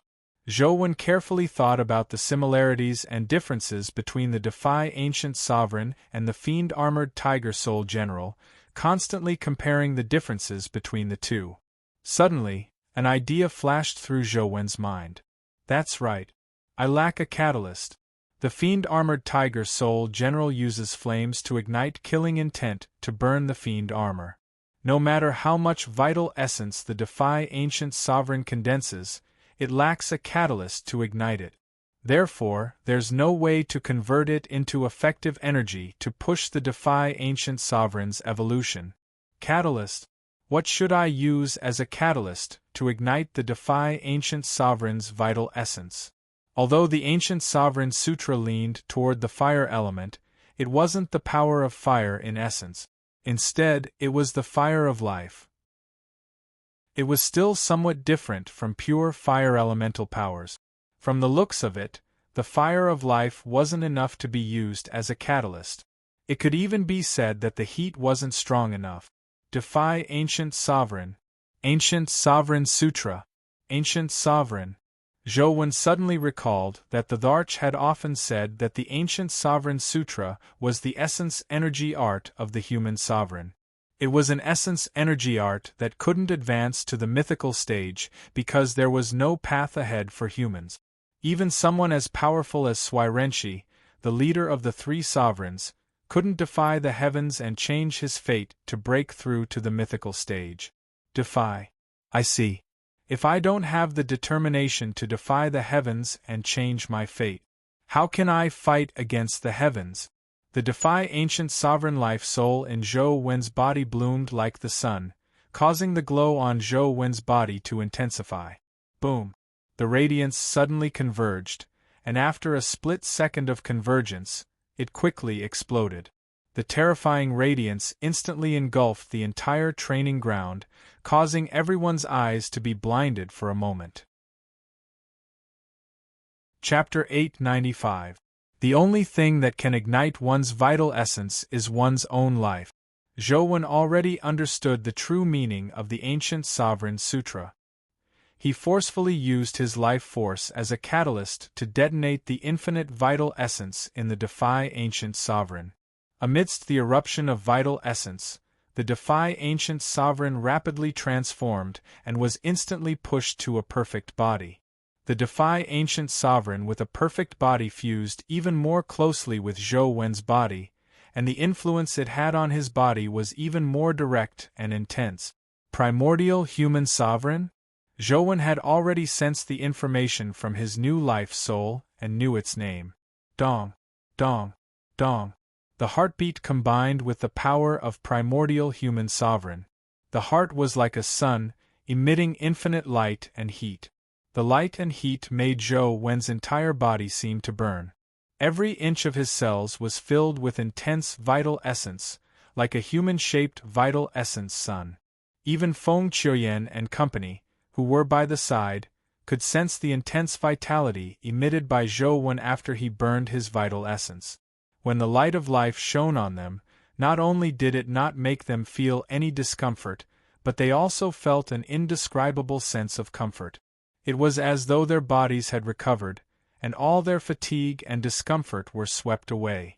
Even the injuries on Li Xian's body that hadn't fully healed began to rapidly recover under the illumination of Zhou Wen's human-shaped vital essence.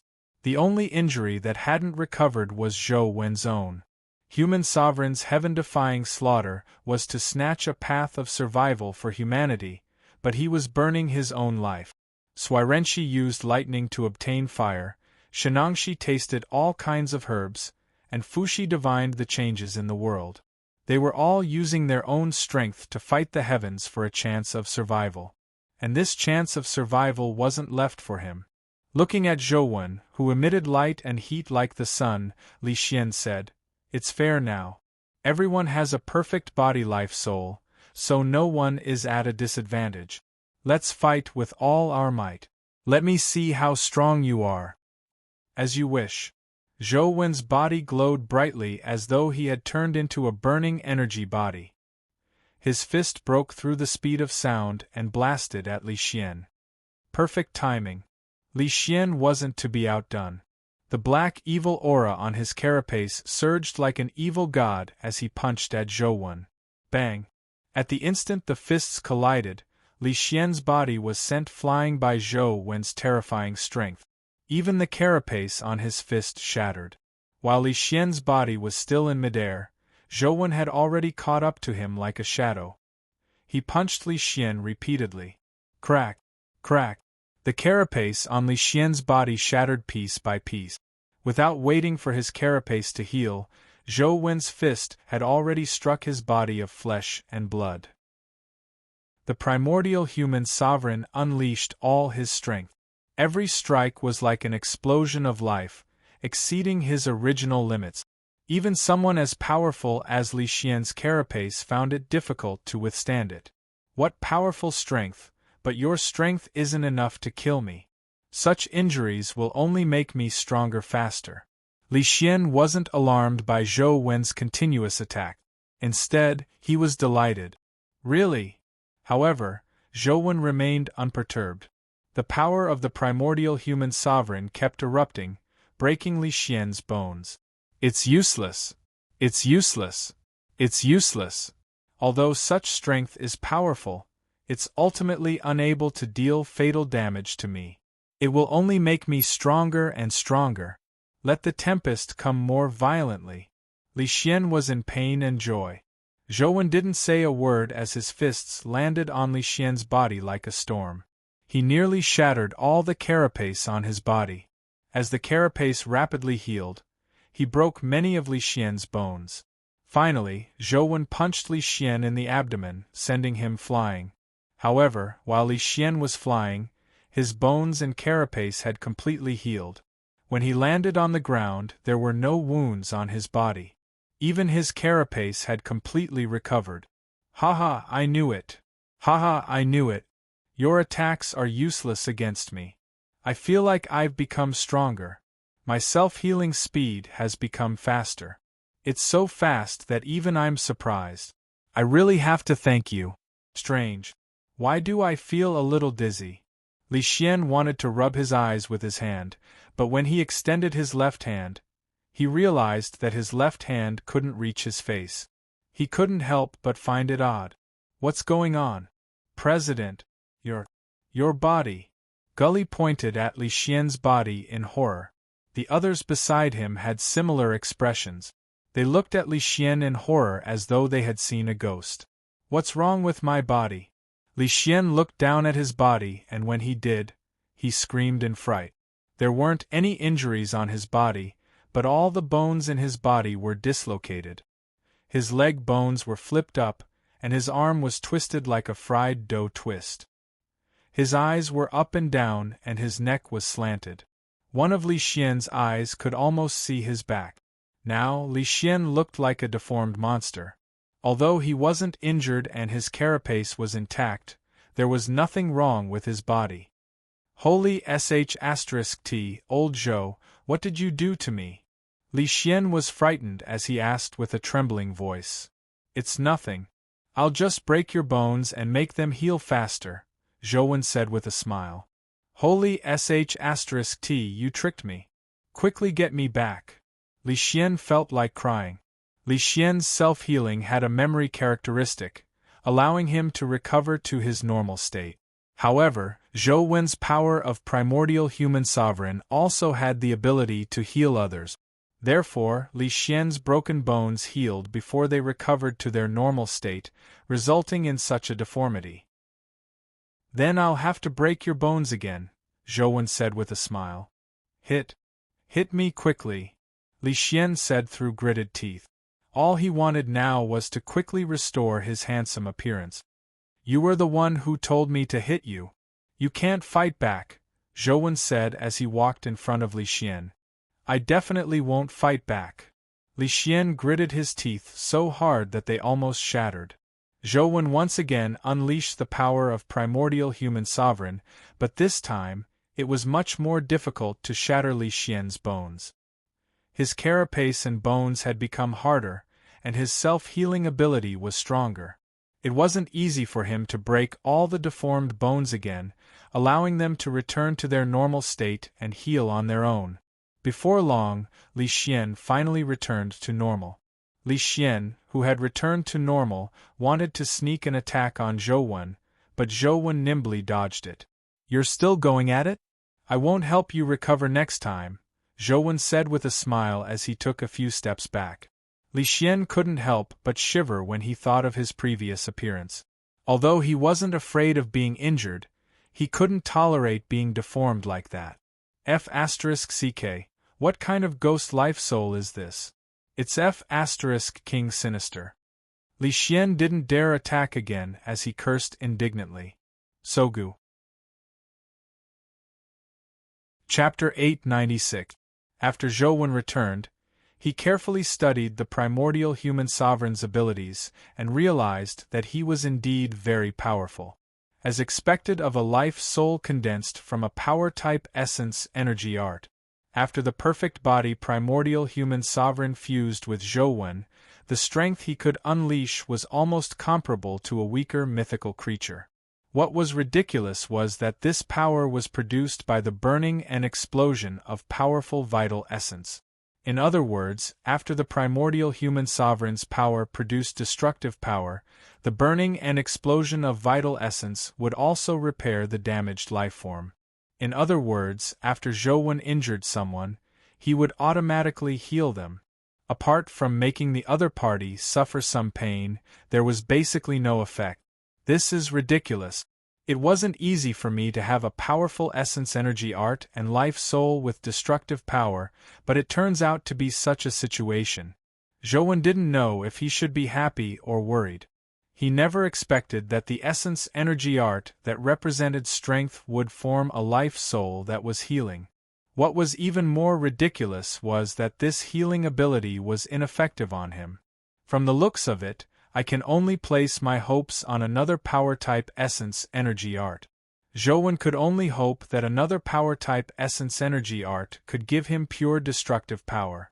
Regardless, the ancient sovereign life soul had finally advanced to a perfect body. He was one step closer to advancing to the mythical stage.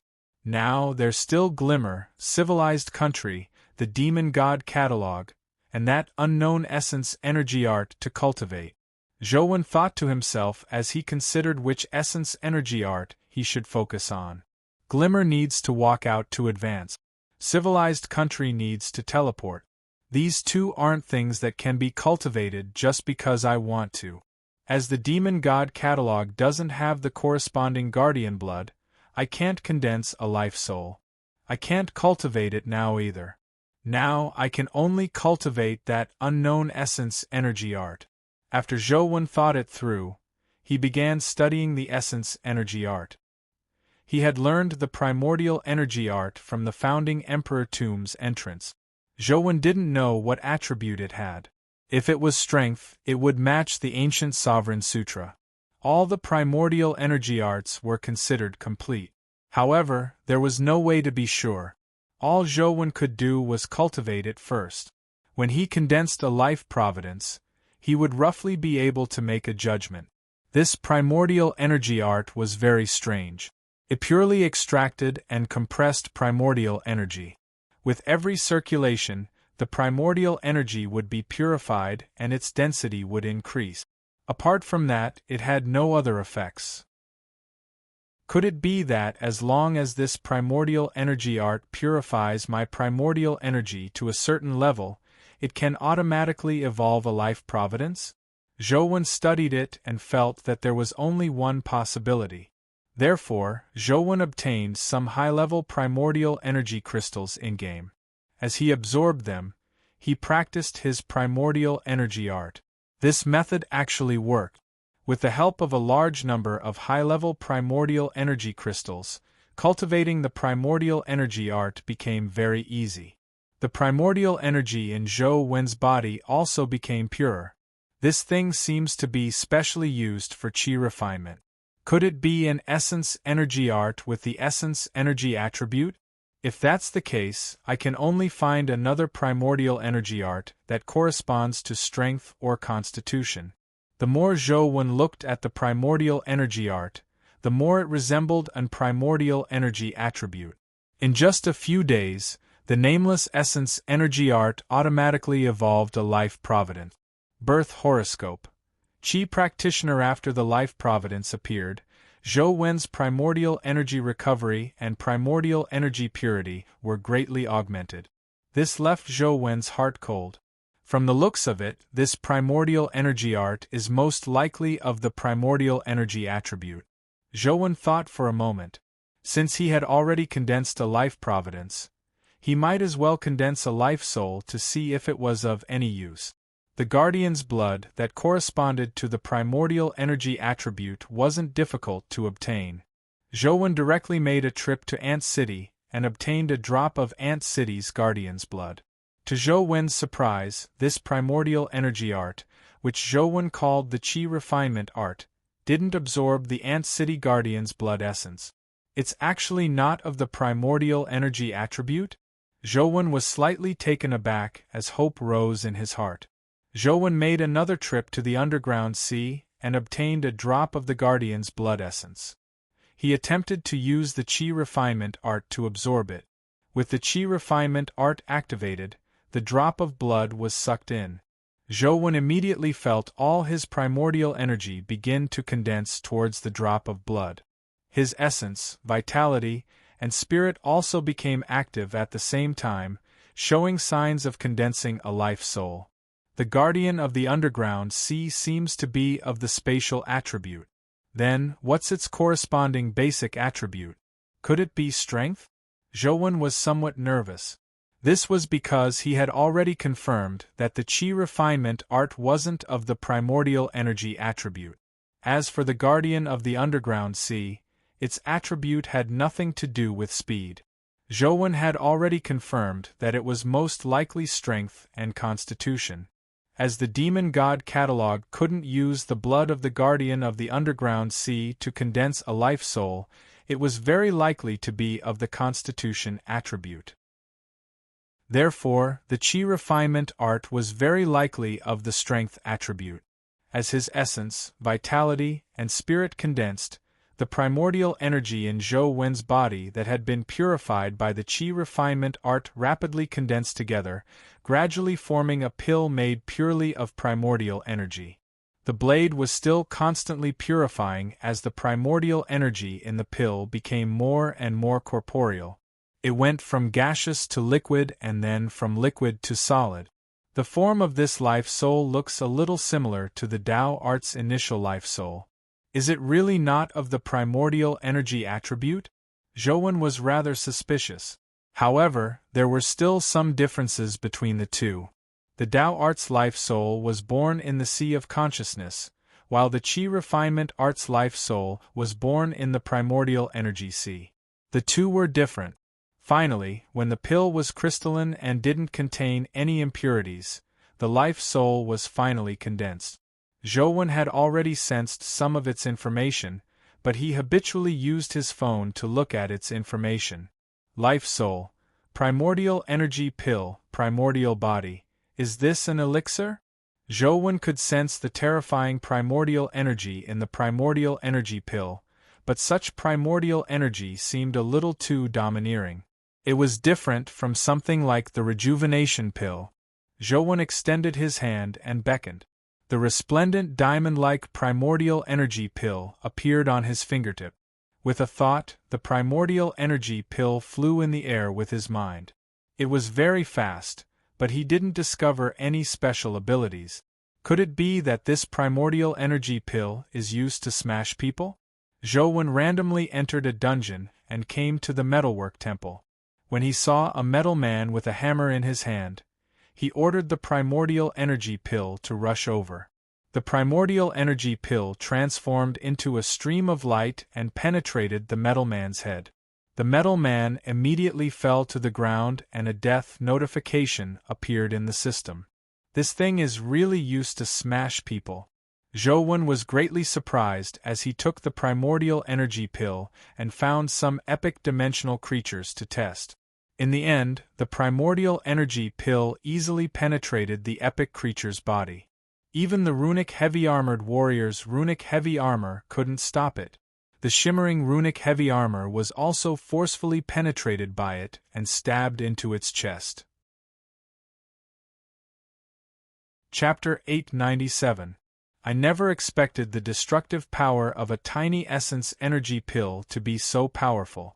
If I can advance to a perfect body, its destructive power should be comparable to a relatively low-level mythical weapon, right?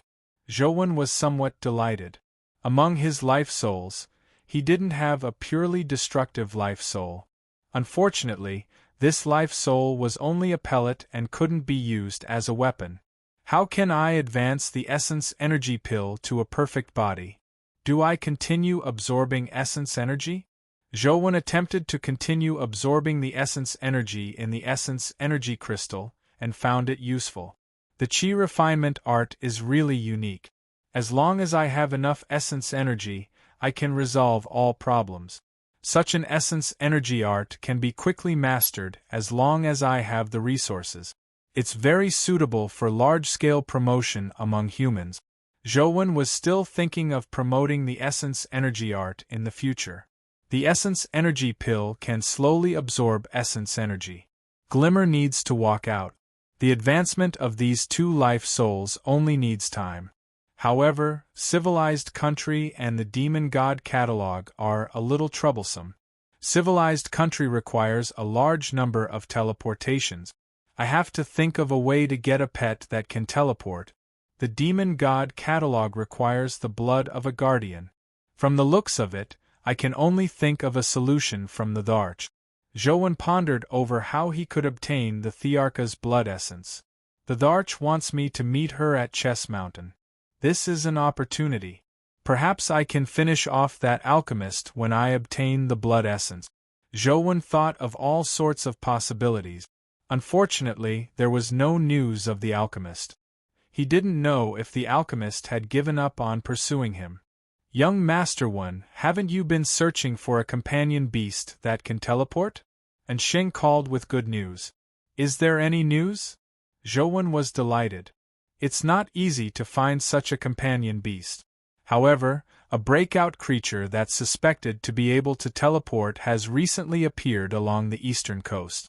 If you are interested, you can try your luck. You can also do me a favor, and Xing said. What happened?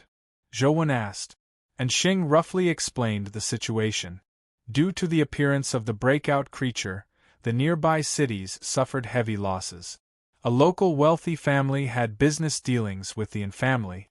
An important supplementary material for the Yin family's essence energy compression accelerator launcher was mainly provided by that family.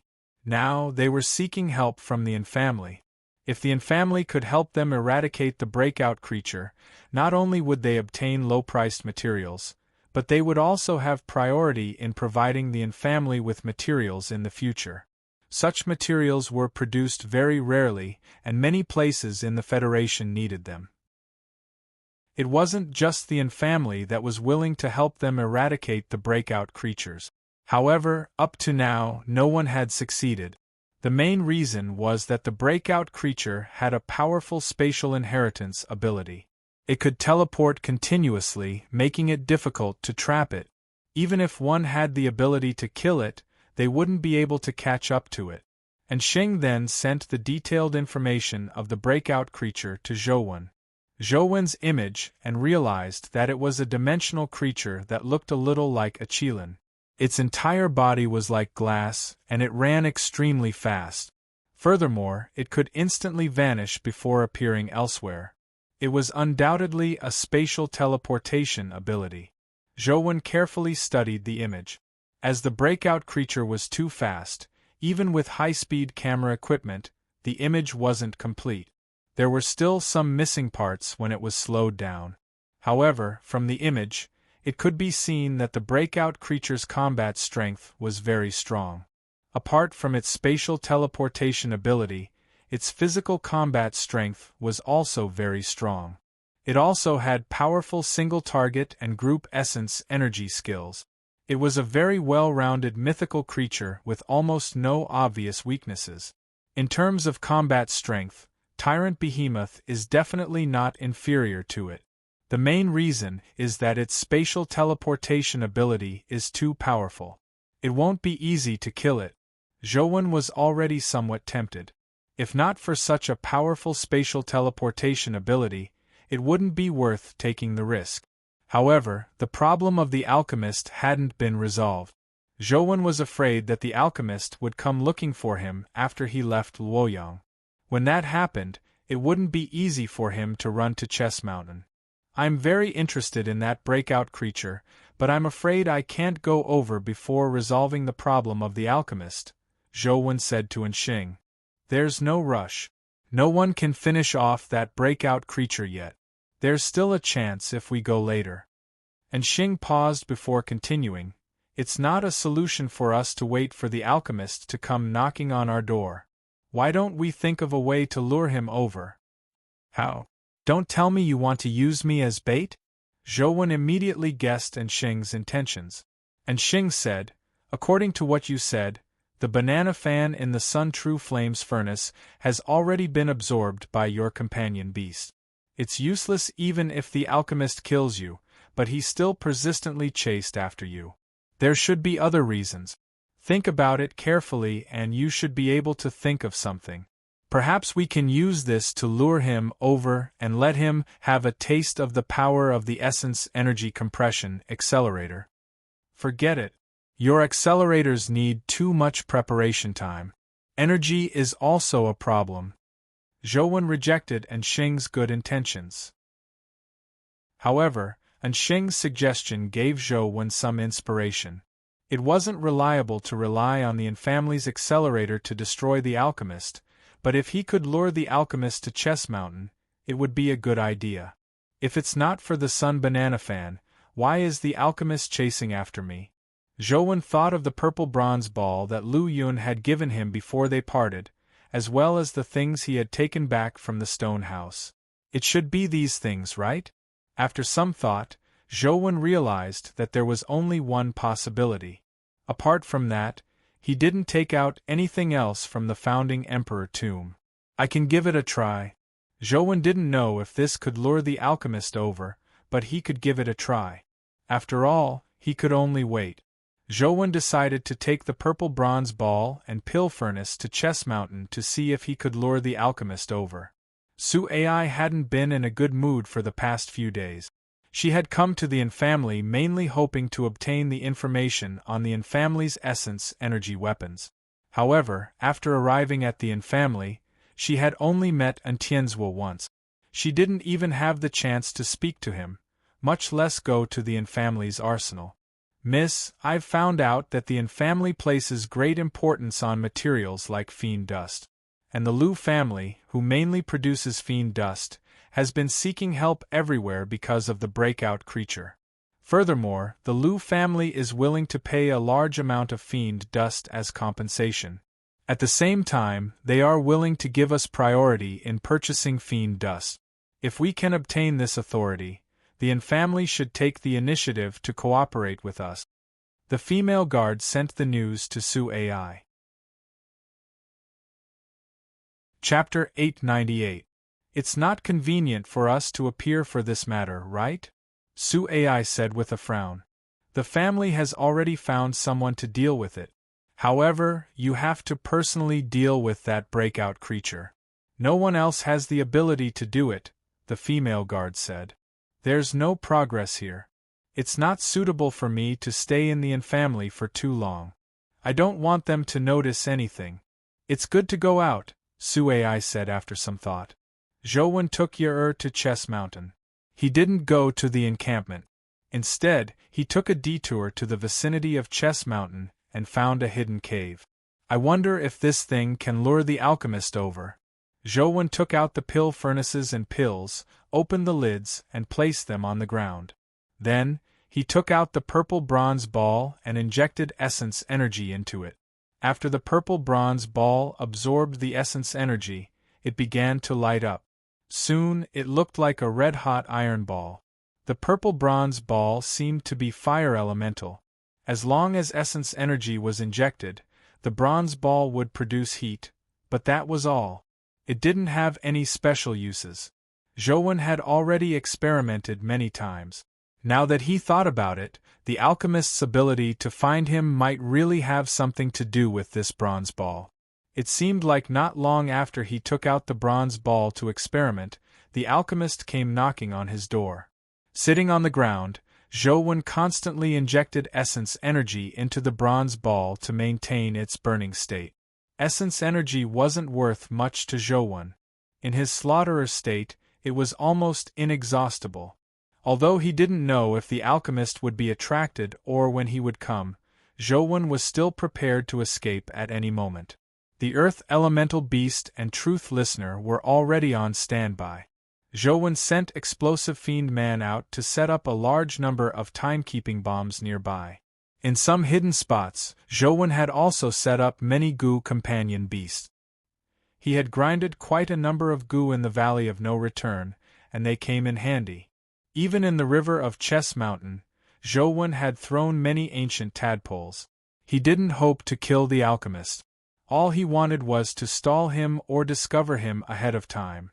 What's this? Zhou suddenly realized that something strange had happened to the purple bronze ball.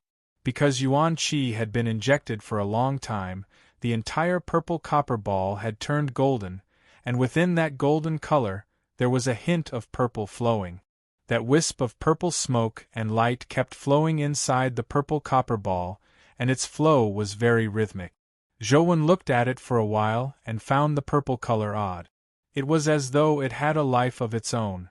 Wherever it flowed, the essence energy would vanish, causing the golden copper ball to cool down significantly.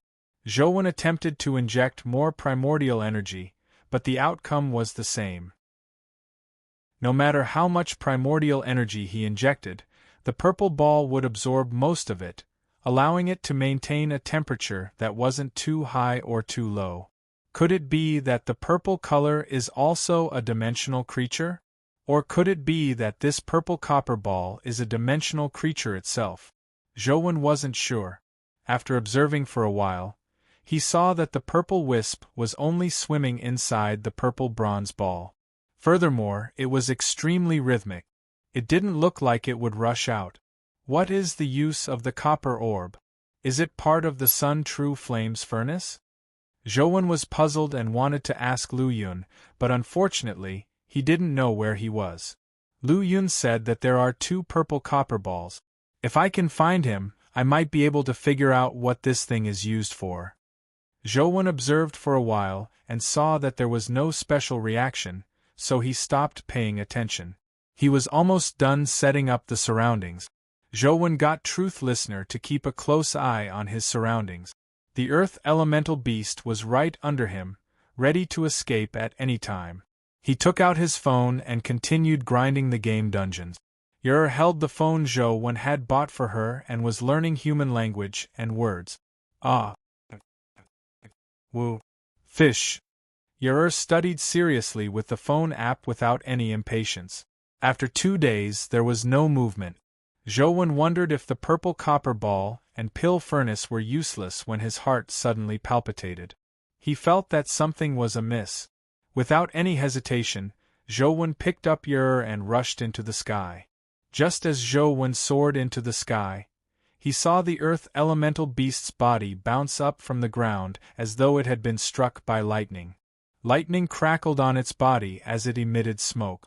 Beneath the Earth Elemental Beast, the old alchemist broke out of the ground and stared coldly at Zhouwen in midair. As though he had teleported, he grabbed at him. Zhouwen unsummoned the injured Earth Elemental Beast and spun the civilized country ring on his finger. He rushed towards the nearby Chess Mountain wall. Zhouwen didn't know what had worked, but he couldn't be bothered to consider it. When he teleported out, he was already above Chess Mountain's river. The old alchemist ignored the pill furnaces and pills on the ground. With a flash, he vanished into the ground as though he had chased after him. Zhouwen thought to himself that no matter how powerful his earth escape was, it was impossible for him to come out of the water and fly towards Chess Mountain along the river. To his surprise, the river below suddenly exploded with waves. The old alchemist's figure condensed from the waves and grabbed at Zhouwen again. This fellow actually knows water escape. Don't tell me he's proficient in the 5 elemental escape techniques? Zhouwen hated encountering fellows who were proficient in Dao techniques the most. An epic, elegant emperor's avatar puppet was already very difficult to deal with. The old alchemist was much more difficult to deal with than the elegant emperor's avatar puppet. Thankfully, the old alchemist wasn't powerful enough to interrupt his teleportation. Zhouwen teleported 6 times in a row and arrived near Chess Mountain's mountain wall. He could clearly see the flower on the mountain wall. The Dharch saved me. Zhouwen felt that it was best to be more obedient in front of the Dharch. If she refused to appear, it wouldn't be too late for him to rush into Deer Terrace Pavilion. However, the flower on the mountain wall didn't react. As for the alchemist behind him, he had already caught up. Zhouwen could only teleport again. This time, Zhouwen had already arrived in front of the mountain wall. However, the flower on the mountain wall remained motionless. Zhouwen had no choice but to summon the Earth Elemental Beast and prepare to forcefully pass through the mountain wall. He wanted to use Earth Escape to enter Deer Terrace Pavilion and lure the old alchemist to the Nine-Tailed Fox. The old alchemist seemed to be somewhat afraid of Chess Mountain, but when he saw nothing happening around him, he chased after him again. At that moment, the flower on the mountain wall suddenly raised its flower bud. A petal fell and dissipated. With the disappearance of the petal, the old alchemist, who was charging at Zhouwen, suddenly stopped in his tracks. It felt like a galloping horse had been nailed to the ground. There was no buffer in between. Wish spell. Which race's deity are you from? I'm Talisman King from the immortal lineage. I have no intention of offending you, the old alchemist said as he looked at the flower on the mountain wall in horror. Are you worthy of calling yourself an immortal? You're just a lowly rat. The Thearcha's voice sounded from the flower. Chapter 899. I'm indeed from the immortal lineage. The old man who called himself Talisman King already had the intention to retreat. He slowly retreated and wanted to use an escape technique to leave, but he realized that his escape technique was completely useless. If you take another step, you will end your own life here, the Tharch said indifferently. Talisman King's expression changed, but he didn't dare move. He stood there with a bitter smile and said, I have no grudge with you, nor do I have any intention of offending you. Are you worthy of having a grudge with me? The Tharch said indifferently, not to mention a thief like you, even the first-generation contractor, Yellow Emperor, wouldn't dare call himself an immortal, much less a thing like you. When Talisman King heard that, a look of fear flashed in his eyes. He hurriedly bowed and said, Great God, please forgive me. I inherited Yellow Emperor's heritage, and thought that I was of the Yellow Emperor's lineage. I definitely wouldn't dare be disrespectful to the immortals, the Tharch said disdainfully. You can't even master the Talisman Sutra and forcefully fused with a guardian. If Yellow Emperor really had a successor like you, he would probably be so angry that he would kill himself.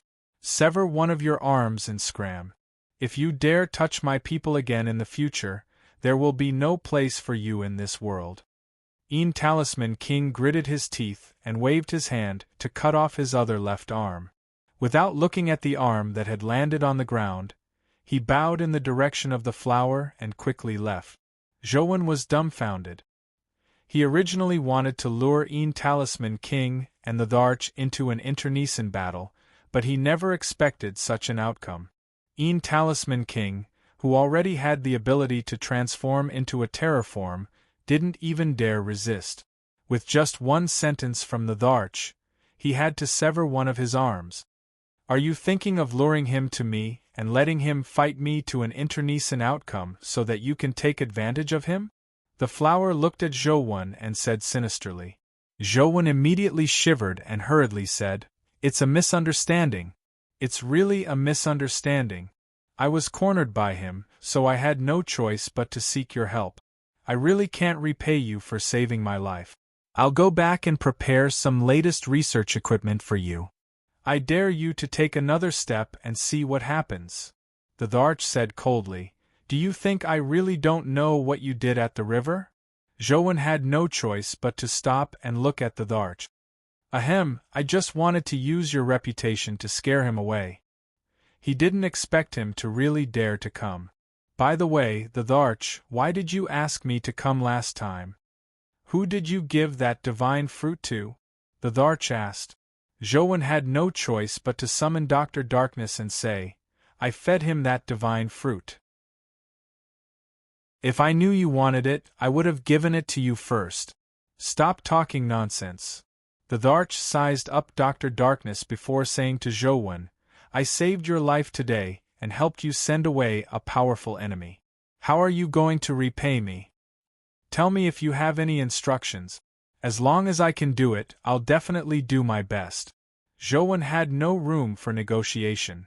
Use this companion beast of yours to help me do something. I won't mistreat you. Don't you want my blood essence? If you do this, I'll give you a drop of blood essence, the Tharch said. The matter you're talking about must be very dangerous, right? Zhouwen asked carefully. It's difficult, but it's not difficult either. This companion beast of yours is barely suitable. With him doing this, it shouldn't be too difficult, the Tharch replied casually. Can I know what you want me to do? Zhouwen asked. I want you to steal something from the dimension, the Tharch said straightforwardly. Stealing. My eldest senior brother is especially good at stealing. Furthermore, no one in this world can match him in stealing the sky and switching the sun.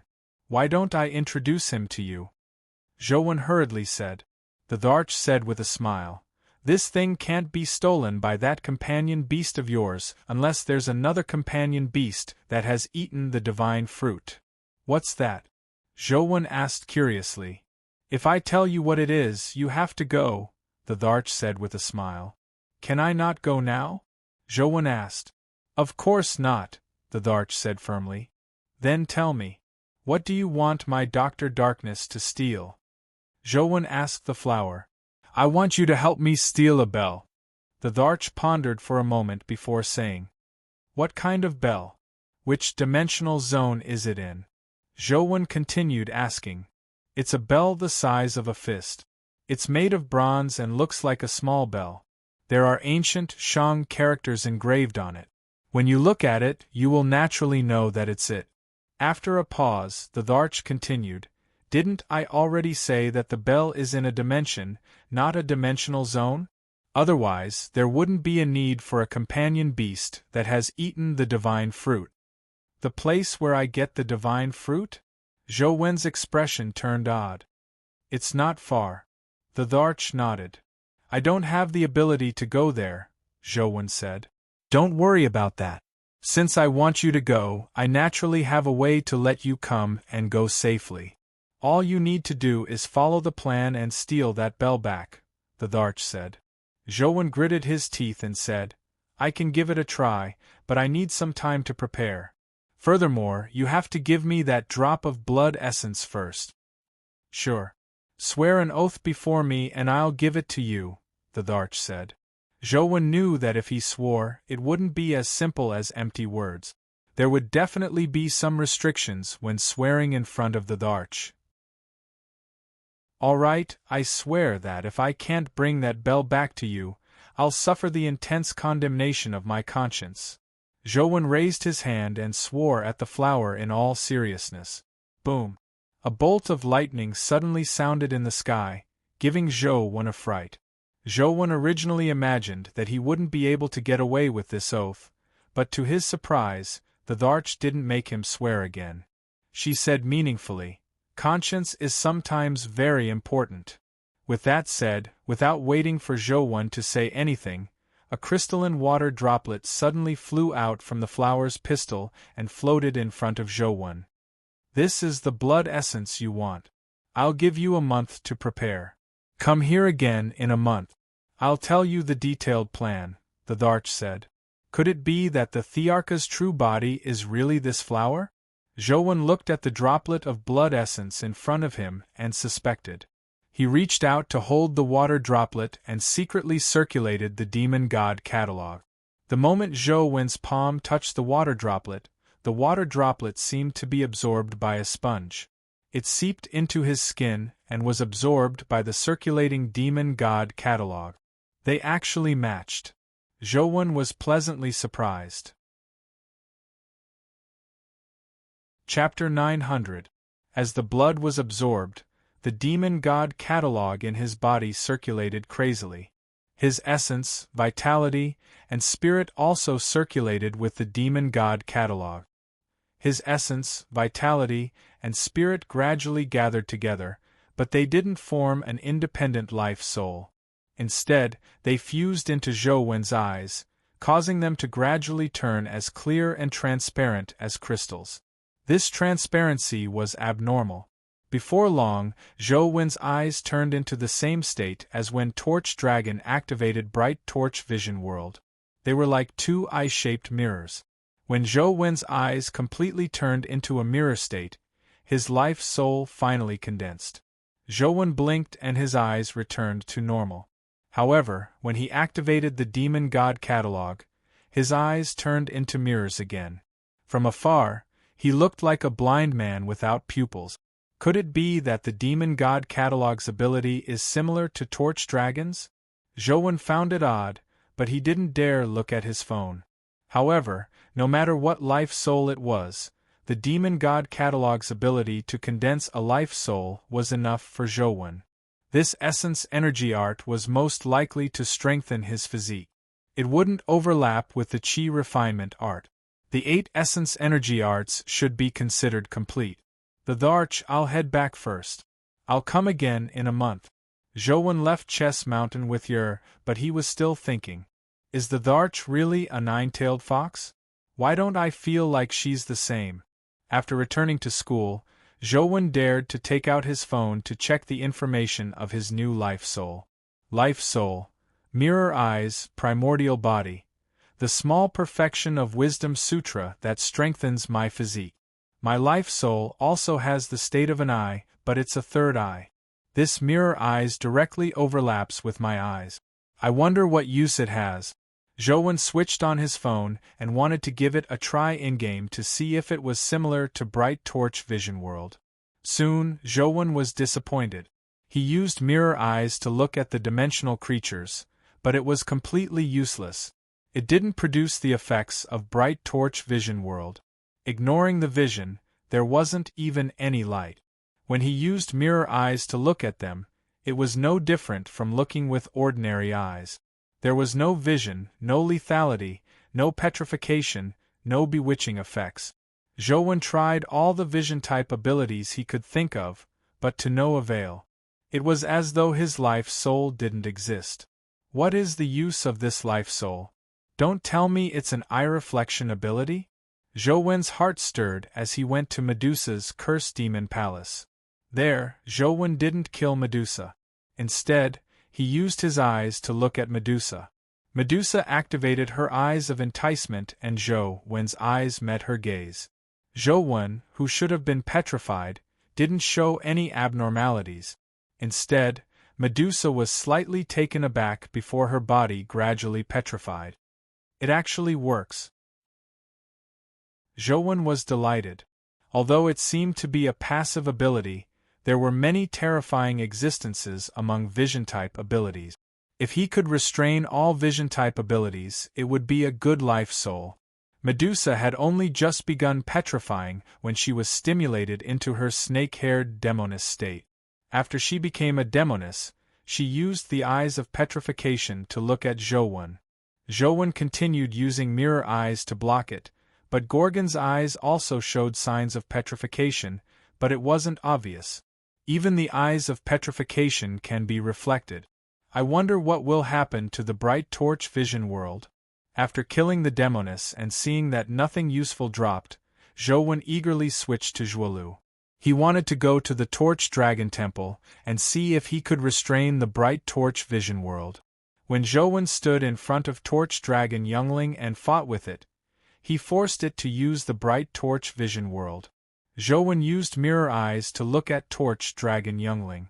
He clearly felt that he wasn't sucked into the vision world, but it only lasted for a short period of time. Then, the blood-colored avatar was sucked into the vision world and the game screen went black. Although he failed to restrain the Bright Torch Vision World, Zhouwen was rather pleasantly surprised. This was because mirror eyes still had some influence on the Bright Torch Vision World. However, because mirror eyes' power was still too weak, it was ultimately destroyed by the Bright Torch Vision World. If mirror eyes can reach a perfect body or even advance to the mythical stage in the future, I might be able to resist the Bright Torch Vision World. With this possibility in mind, Zhouwen became excited again. He began studying how to evolve mirror eyes. However, after trying many methods, mirror eyes didn't budge at all. Be it using mirror eyes to reflect the power of the eye type or using essence energy to strengthen mirror eyes, it was useless. Unable to find a way to advance mirror eyes, Zhouwen had no choice. All he could do was read some information about eye-type abilities online, hoping to gain inspiration and find a way to advance mirror eyes. Zhouwen busied himself for 2 days and came up with all sorts of ideas, but it was useless. This can't continue. I should make a trip to the East Sea first. I can improve Glimmer and also see if I can kill that dimensional creature that's proficient in spatial teleportation. Zhouwen took Yer with him. Zhouwen guessed that Talisman King wouldn't come looking for trouble with him for the time being. Zhouwen didn't expect Talisman King to be afraid of the Dharch and not dare to cause trouble for him. However, Talisman King had lost an arm and seemed to be heavily injured. It was unlikely he would recover so easily in a short period of time. It's a pity that I didn't get that Talisman King to hand over the Talisman Sutra. That's Yellow Emperor's essence energy art. It must be extraordinary. Zhouwen felt regretful. Back then, the battle between Yellow Emperor and Qiyu was undoubtedly a battle between guardians. Now, he was basically certain that Yellow Emperor and Qiyu had contracted a guardian. Furthermore, the guardians they contracted were definitely top-notch. From what Talisman King and the Tharch said, the guardian contracted by Yellow Emperor should be a guardian of the immortals. Then, which race did Qiyu's guardian come from? Zhouwen was momentarily at a loss. Zhouwen didn't dare waste too much time on the way as he headed straight for the East Sea City. He hoped to resolve the dimensional creature as soon as possible. If a companion egg dropped, it was very likely that he could resolve the problem of advancing civilized country. Along the way, Zhouwen was still very careful and wary of Talisman King. Thankfully, Talisman King didn't appear, saving Zhouwen a lot of trouble. Sea Gazing City, where the Lu family was located, was a new city after the dimensional storms. As there were some good dimensional zone resources nearby, many powerful families had migrated here, turning the originally small fishing village into the present Sea Gazing City. The Lu family was a family that had migrated here. Now, Sea Gazing City was basically dominated by the Lu family. Chapter 901. When Zhouwen arrived at the Lu family's residence, the members of the Lu family received him warmly. However, when Zhouwen mentioned the dimensional creature, the Lu family member who received him only briefly explained the situation. Then, he told Zhouwen that he hoped he could stay at the Lu family's residence for 2 days.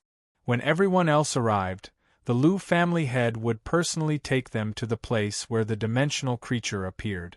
After asking, he learned that the An family wasn't the only one who had accepted the Lu family's invitation. Even the Xia and Zhang families had sent people over. There were also many famous freelance hunters. The Lu family planned on taking them with them after everyone arrived.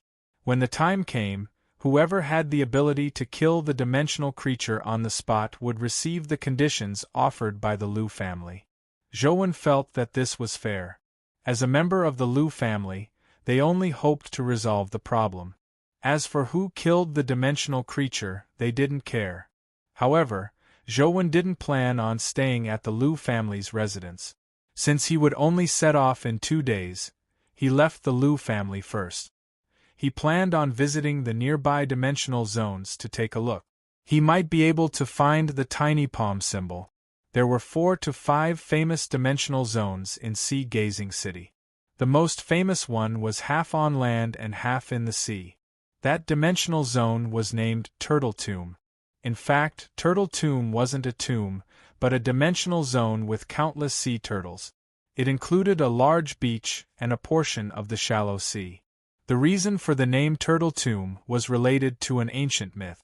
As ancient people didn't understand the principle of water circulation, and seeing rivers flowing into the sea day and night without the seawater overflowing, they believed that there was a huge abyss in the east of the sea.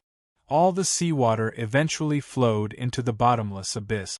This abyss was known as the sinkhole by the ancients.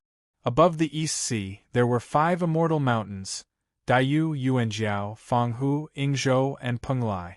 As the immortal mountains were hit by the water, they constantly drifted in the direction of the sinkhole, making everyone worry. A sea god was afraid that the immortal mountains would slide into the sinkhole. Therefore, he sent 15 gigantic sea turtles. 3 sea turtles in a group held back the 5 immortal mountains, preventing them from sliding into the sinkhole. At first, everything was fine. But after who knows how many years, a few giants came to the seaside and used bait to catch 6 turtles. They untied the ropes on the backs of the turtles. As a result, he got into big trouble. The 2 immortal mountains, Daiyu and Yuanjiao, lost the pull of the sea turtle and eventually sank into the ultimate. The only immortal mountains left on the sea were Fanghu, Yingzhou, and Penglai. The turtle tomb was said to be the place where the giants cooked the 6 turtles and threw the turtle shells on the beach. Every time the tide rose, the giant turtle shell would be submerged, and when the tide fell, the turtle shell would be exposed. Zhou didn't know if the legend was true or false. However, in the turtle tomb, large reefs would appear after the tide ebbed. They were like tiny islands, and there were a total of 6 of them. On each island, there were many different species of dimensional turtles. All the sea turtles in Turtle Tomb only had one companion form, armor. Furthermore, their defense was extremely strong. Among companion beasts of the same level, the sea turtle's defense could be said to be top-notch. Some special types of turtle armor could be said to have freakish defensive power. Furthermore, this place also produced a very famous primordial energy skill, turtle breathing. It was available from the mortal stage to the epic stage. After practicing turtle breathing, one could temporarily stop one's heartbeat and breathing. The higher the level of turtle breathing, the longer one could last. It was a necessary skill for feigning death. Previously, Lu Yun had feigned death. He had used turtle breathing, and it was at the epic stage. Of course, the true use of turtle breathing wasn't to feign death, but to converge one's aura. It prevented dimensional creatures that relied on their auras to determine the location of humans from discovering their existence. The effect was equivalent to invisibility. As for the mythical turtle breathing, legend had it that someone had dropped, but no one had seen it. When Zhou arrived at Turtle Tomb, it wasn't even noon. From afar, he could see many people fighting sea turtles on the beach. And not far away, he could see several huge reef islands. There were much fewer humans on them. The sea turtles on the beach weren't of high levels. They were basically at the mortal stage. Most of the people who came here to hunt sea turtles were people who hadn't cultivated for long. Zhou wasn't interested in the sea turtles here, but he still walked slowly along the beach, searching for the tiny palm symbol. Before coming, Ansheng had told Zhou a legend. Someone said that if the 6 reef islands formed from turtle shells floated away one day, they would definitely head to the sinkhole to continue completing their mission. By following them, he might be able to find Daiyu and Yuanshan immortal island that had sunk into the sinkhole. Why is he here? On the beach of Turtle Tomb, 2 men saw Zhou. One of them asked in puzzlement. The Yin family must have sent him to hunt that dimensional creature and obtain fiend dust resources for the Yin family, said another man. These 2 men weren't real men, but Yusuji Nao and the female guard who had used a transformation spell. It wasn't convenient for them to come to see Gazing City with their own identities, so they could only use a transformation spell to change their appearances and secretly come to see Gazing City. They were the same as Zhou. Because of the Lu family, they had no choice but to temporarily stay in Sea Gazing City. Since they had nothing to do, they came to Turtle Tomb to take a look. This was an open dimensional zone. Anyone could come and there was no need for any identification. They naturally looked down on the sea turtles on the beach. Just as they were about to head to Turtle Shell Island, they never expected to see Zhou. Yusuji Nao's eyes darted around as she said to the female guard, "Let's go over and greet him." Why cause trouble? The female guard was somewhat unwilling. He's here because he's our competitor. Isn't it more beneficial for us to think of a way to understand our competitor's information? Don't worry. I have a way to get information from him, Yusuji Nao said as she walked towards Zhou. Although the female guard didn't agree with Yusuji Nao's actions, she still followed. "Hello, are you Zhou?" Yusuji Nao approached Zhou and greeted him with a man's voice. Zhou had already sensed that someone was looking at him. He discovered Yusuji Nao and the female guard, but he didn't recognize them. He only felt that one of them had a somewhat familiar gaze. Seeing them come over and greet him, Zhou looked at them in puzzlement and said, "I'm Zhou. Who are you?" "You're really Zhou. That's great. We're your fans. We especially admire you. I never expected to meet you here. Yusuji now pretended to be excited as she took out a notebook and pen and handed it to Jowon. Can I have your autograph? No. Jowon turned around and left. His explosive fiend man had the death list skill. Signing it was equivalent to giving his life to the explosive fiend man. Ever since he knew of such a skill, Jowon basically stopped signing autographs, much less giving them to strangers. Sogu. Chapter 902. Jowon quickly left without looking back. Yusuji now held the notebook and pen in a daze. From Yusuji now's point of view, Jowon's reaction was clearly unreasonable. Facing his fans, even if he wasn't willing to sign, a normal person wouldn't have such an attitude. Forget it. Let's go, the female guard said to Yusuji now. I know the reason. Go back first. I have my ways, Yusuji now said to the female guard as she walked in another direction. When she arrived at a deserted place, Yusuji now returned to her original appearance and changed back into her female clothes before heading for the beach again. Although Yusuji now had always disliked those who treated women as male accessories, she had to admit that women did have a huge advantage in certain aspects. Ordinary people might be impatient with male fans when it came to asking for an autograph, but if it was a female fan, especially a beautiful and cute female fan, they would be much more patient. Yusuji now was very confident in her appearance and figure.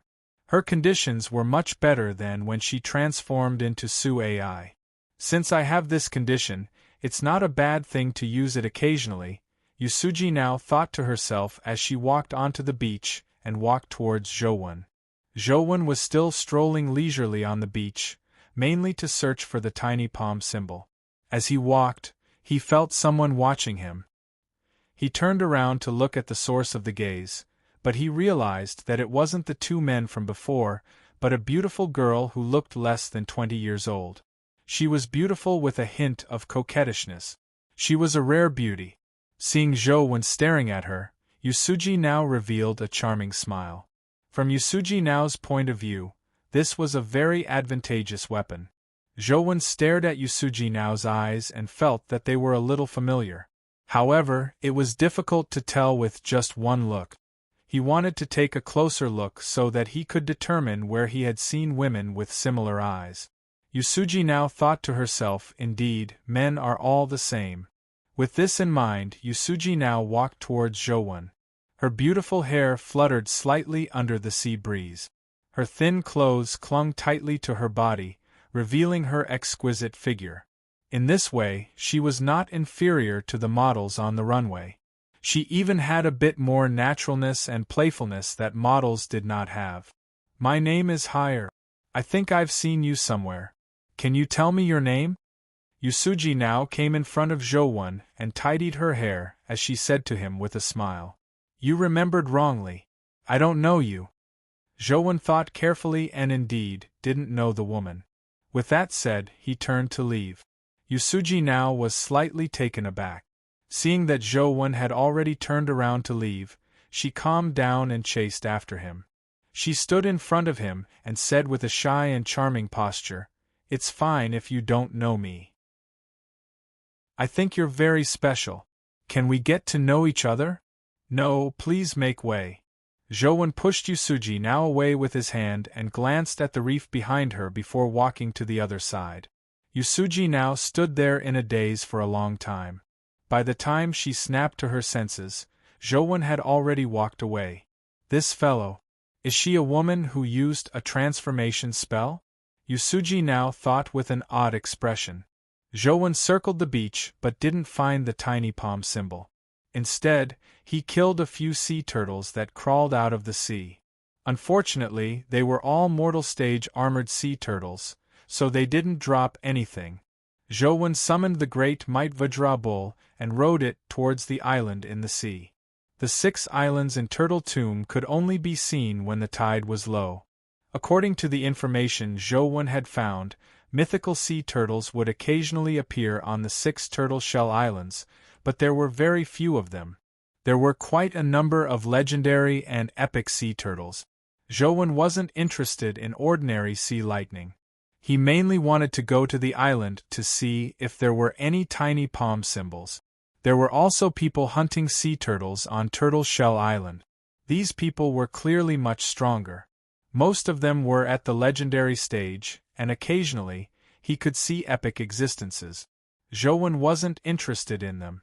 He circled the first Turtle Shell Island and didn't find the tiny palm symbol. Just as he was about to leave, he suddenly saw a huge creature rush up from the seawater beside him. It was a sea turtle that was comparable to an elephant. Its turtle shell looked similar to an ordinary armored sea turtle. They were both black, but its black color was deeper. Furthermore, the patterns on the back of the sea turtle were golden. They were like golden lines that outlined a strange pattern on the turtle shell. Mythical black iron gold thread turtle. Not far away, someone exclaimed. His shout attracted the gazes of the nearby people. Some people retreated when they saw the black iron gold thread turtle, while others rushed over. Those who dared to rush over were basically at the epic stage. As the black iron gold thread turtle wasn't fast, epic creatures had a chance to dodge. Furthermore, several epic creatures attacked from different directions, making it difficult for the black iron gold thread turtle to focus on its head and tail. It couldn't injure anyone for a moment. The sea turtles in Turtle Tomb had strong defenses, but their combat strength wasn't too strong. This fellow was probably the only mythical creature that could be bullied by a few epic creatures. However, the attacks of the epic humans were useless against the black iron gold thread turtle. All sorts of essence energy skills and companion beasts struck the black iron gold thread turtle, producing metallic clangs. However, it was difficult to leave a mark. Zhouwen watched from the side for a while, but he didn't immediately attack the black iron gold thread turtle. Yusuji now also arrived on the island. When she saw the black iron gold thread turtle, she had an idea. I can use the excuse of vying for the black iron gold thread turtle with Zhouwen to test his strength. After seeing Zhouwen's sword techniques, although Yusuji now believed that she was better than Zhouwen with the great Skyfiend Guardian, she didn't dare underestimate him. Yusuji now felt that Zhouwen might be an important opponent for her to obtain the Lu family's fiend dust resources. Furthermore, Zhouwen represented the Yin family. It would be best if she could think of a way to get Zhouwen to withdraw before hunting dimensional creatures. I might not be as good as you in sword techniques, but you might not be able to defeat me in actual combat, Yusuji now thought as she approached the black iron gold thread turtle. The epic humans clearly didn't have a good solution to the black iron gold thread turtle. Their attacks couldn't break through its defense at all. After watching for a while, Zhouwen had a general understanding of the black iron gold thread turtle. This mythical creature basically used all its talent on defense. It was very weak in other aspects. As long as he could break through its defense, killing it would be very simple. Chapter 903. Zhouwen summoned the golden battle god halberd that had recently dropped and stabbed it at the black iron gold thread turtle's extended head. The black iron gold thread turtle's shell was the hardest. Its extended limbs and head weren't that strong in comparison. The golden battle god halberd also had the unstoppable skill. There was a high chance that the halberd would pierce through its neck. However, just as the golden battle god halberd was about to stab the black iron gold thread turtle's neck, a saber beam suddenly slashed out and struck the golden battle god halberd. The saber beam was fast and ruthless, causing the golden battle god halberd in Zhouwen's hand to tilt to the side. It failed to stab the black iron gold thread turtle. Zhouwen turned his head and saw that the saber beam had flown over. It was a beautiful girl holding a strange-shaped narrow saber in her hand. Zhouwen remembered that Sei Gasakai, whom he had previously encountered, had used a similar saber, but they also called such a saber a sword. "Why did you attack me?" Zhouwen asked with a frown when he saw that the girl was the one who had spoken to him earlier. Her name seemed to be higher. It's rare to see a black iron gold thread turtle. Of course, it belongs to whoever has the ability. Is that wrong? Yusuji now said as she held her Kusanagi no Tsurugi. The Kusanagi sword was also known as the Sword of Kusanagi, and it was the manifestation of the Yamata no Orochi. That's right. As Jōun spoke, he suddenly stabbed the golden battle god halberd at Yusuji now. Yusuji now was delighted as she raised her Kusanagi no Tsurugi without any hesitation. She thought to herself, Jōun, I'll let you know how powerful I, Yusuji now, am today. Just as the Kusanagi no Tsurugi was about to collide with the golden battle god halberd, she suddenly heard a bell ring. Yusuji now immediately felt her head buzz as she felt dizzy. Jōun wasn't in the mood to tangle with Yusuji now. The golden battle god halberd stabbed into the black iron gold thread turtle's head and killed it. Then, he lifted the huge body and threw it into the air. The golden divine light at the tip of the golden battle god halberd quickly streaked across the turtle's abdomen, forcefully slicing it open. A dimensional crystal fell out and was held by Jōun. It was an essence energy skill crystal. By the time Yusuji now recovered from her dizziness, the black iron gold thread turtle's corpse had landed on the ground. As for the people who were attacking the black iron gold thread turtle, they also recovered from their dizziness and were dumbfounded. A youth who didn't look very old had actually killed a dark steel gold thread turtle in the blink of an eye. It was truly shocking. Yusuji now was alarmed and furious. She was alarmed that if Jōun had attacked while she was dizzy, he might not have been able to kill her, but he would have made her suffer quite a bit. She was angry because Jōun didn't seem to treat her as an opponent at all. He had only made a feint and killed the black iron gold thread turtle. He had been fooling her from the beginning. Leave the dimensional crystal behind. Yusuji now didn't dare underestimate Jōun anymore. She slashed at Jōun with Kusanagi no Tsurugi in her hand at lightning speed as a saber beam tore through the blade like a wheel. The great might Vajra bull beneath Jōun rang the bell again. Almost at the same time, the golden battle god halberd in Jōun's hand stabbed at Yusuji now's heart. Yusuji now was stunned again, but the moment the golden battle god halberd stabbed her chest, Yusuji now's body vanished. The golden battle god halberd only stabbed her robe. Yusuji now, who had shed her golden cicada shell, was covered in white clothes. Only her eyes were exposed, making her look like an ancient ninja. Yusuji now held her saber with both hands and slashed down a saber beam in the air. Her speed was astonishing as the saber beam descended like a wheel. Clang! Jōun brandished the golden battle god halberd and blocked Yusuji now's saber beam and blade.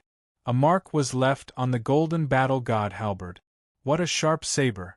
It's probably sharper than the golden overlord sword. Jōun was somewhat interested in the saber in Yusuji now's hand, but he didn't know that it was a manifestation of Orochi. Yusuji now landed on the ground as white fog emitted from her body. She suddenly vanished, and when she appeared again, she was already behind Jōun. She slashed down again. The great might Vajra bull's cooldown was up as it rang the bell again. Yusuji now had already predicted the bell. At the same time the bell rang, her body suddenly exploded, transforming into a mist that vanished, preventing Jōun from attacking her while she was stunned. When she appeared again, she was already beside Jōun. The Kusanagi no Tsurugi in her hand slashed at the great might Vajra bull's leg. Jōun brandished his halberd to block Yusuji now's saber. Yusuji now rolled and her figure burrowed into the sand and vanished. Suddenly, the Kusanagi no Tsurugi stabbed out of the sand and stabbed at the great might Vajra bull's abdomen. An escape technique? It's a little similar, but it's also a little different. Jōun unsummoned the great might Vajra bull and soared into the air with Yer in his arms. He dodged Yusuji now's saber beam and unsheathed the golden battle god halberd. The golden battle god halberd blocked twice, but 2 saber marks appeared on it. If it was slashed a few more times, it would probably snap. Yusuji now brandished her saber. The saber beams were so fast that they seemed to have no shadows. Each strike was faster and more ruthless than the last. Zhou Wen's figure was elegant. No matter how fast, how ruthless, and how sinister Yusuji Nao's saber technique was, she couldn't touch the corner of Zhou Wen's clothes. How could a mythical transcendent flying immortal be struck so easily? Yusuji Nao pushed her techniques to the extreme. She constantly changed directions and used different techniques, but they were ultimately ineffective. Zhou Wen used Truth Listener to observe Yusuji Nao's every move. He realized that although her skill was very similar to a 5-elemental escape technique, there were still some differences.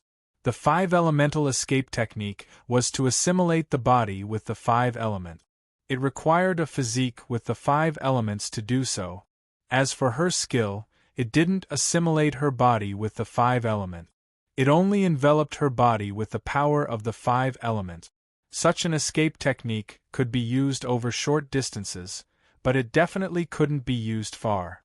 Furthermore, her body was still there and hadn't completely assimilated with the 5 elements.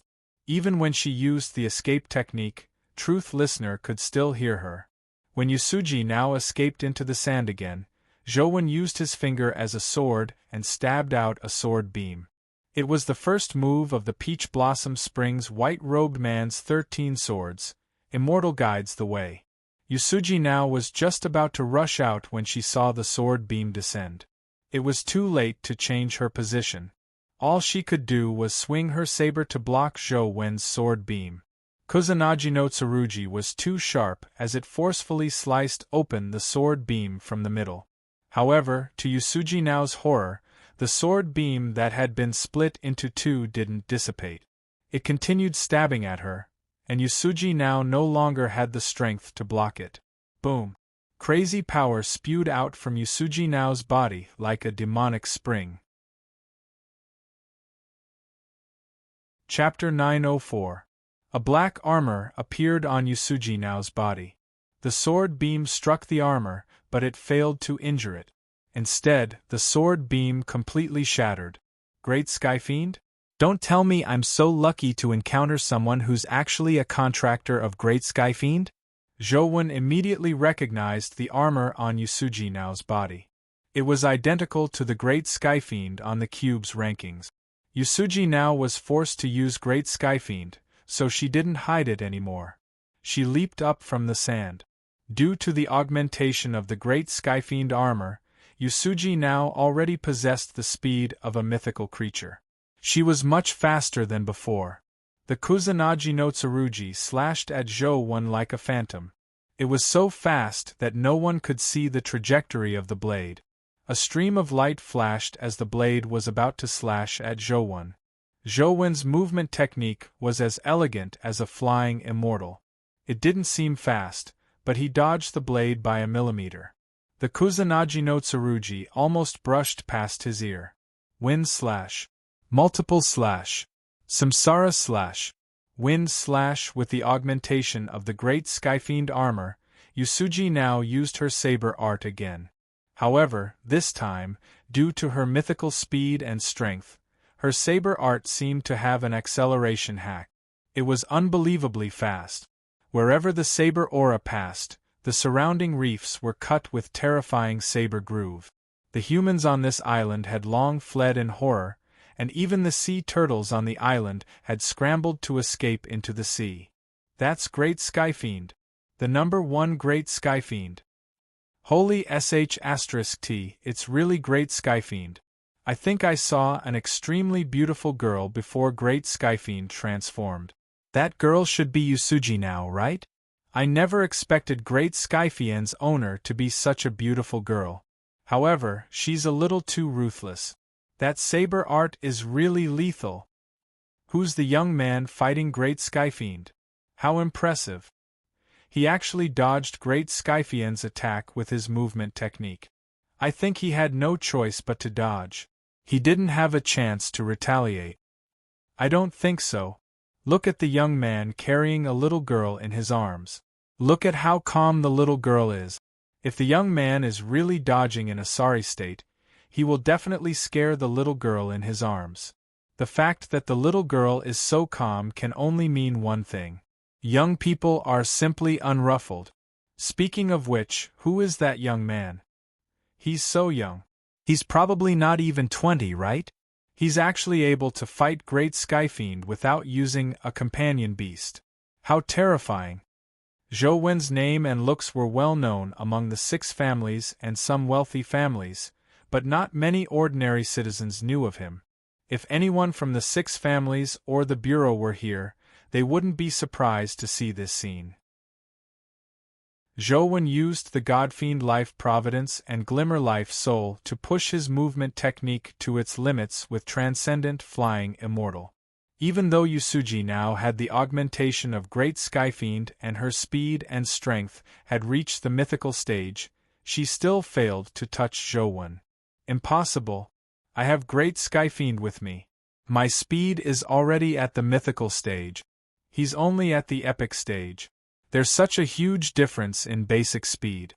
How can he dodge my attacks time and time again? Yusuji now was in disbelief. She had always felt that with Great Skyfiend, no one could fight her unless they were humans who had also contracted a guardian. However, Zhou Wen's appearance shattered the pride in her heart. Ignoring everything else, Zhou Wen's movement technique was actually able to match her mythical speed. It was unacceptable to her.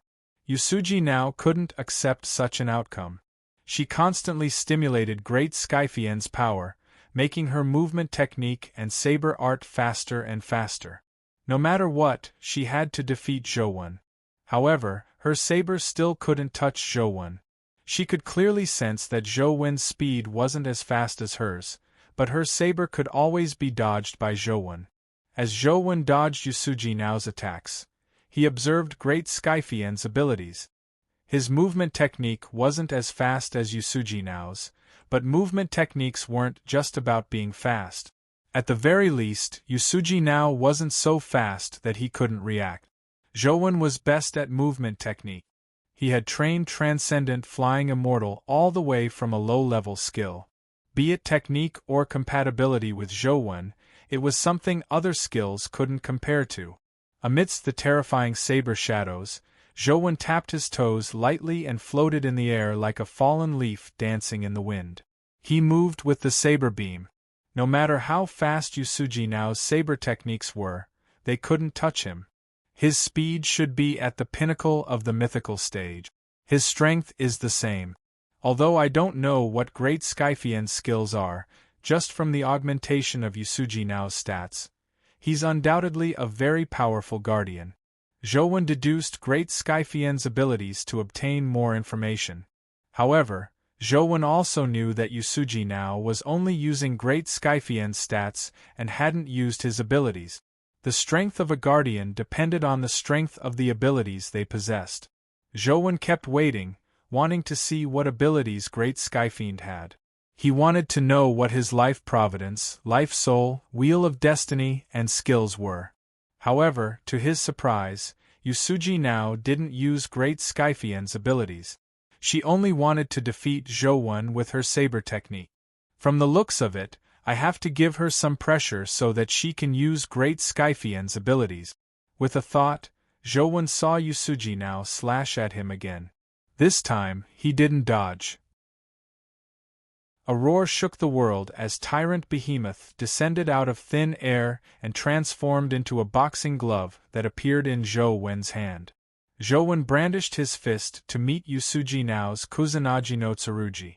Tyrant Behemoth. Yusuji Nao's pupils constricted. She never expected Zhou Wen to be Tyrant Behemoth's owner. In the last Cube War, Orochi had been defeated by Tyrant Behemoth and was nearly devoured by Tyrant Behemoth. It wasn't just Yusuji Nao. Everyone watching on the beach also saw the terrifying light and roar before Tyrant Behemoth condensed into a boxing glove. However, before they could react, Zhou Wen's fist had already collided with Yusuji Nao's saber.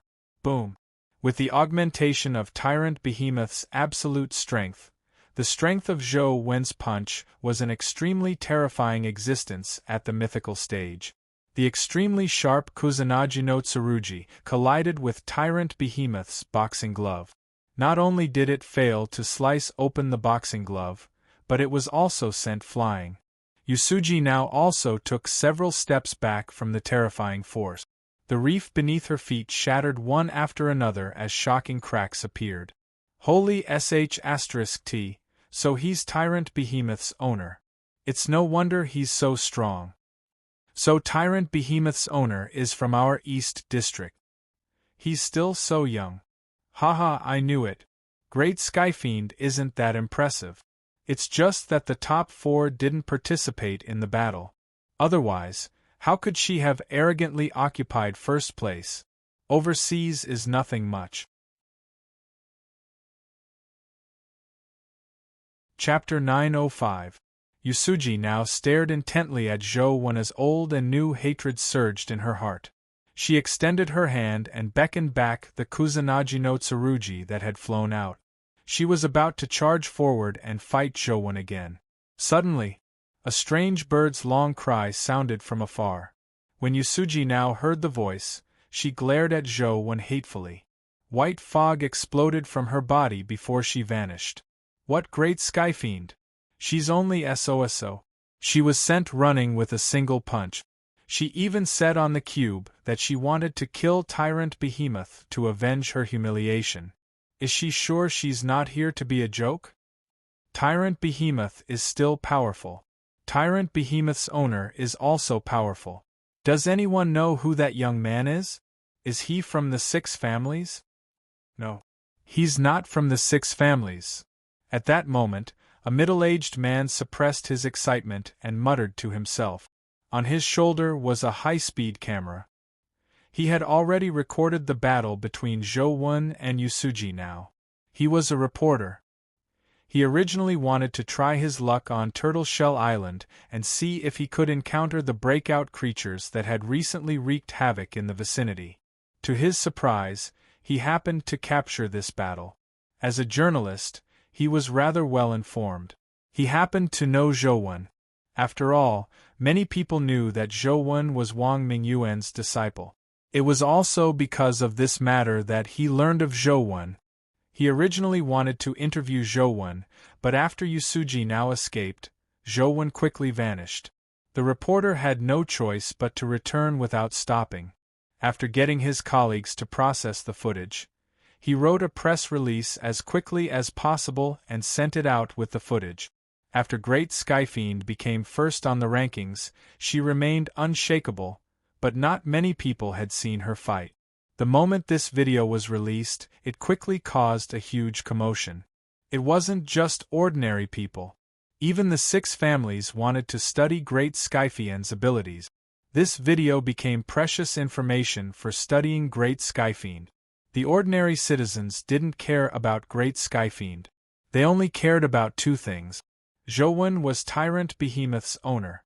Great Skyfiend had been sent flying by Zhou's punch. Tyrant Behemoth is really too strong.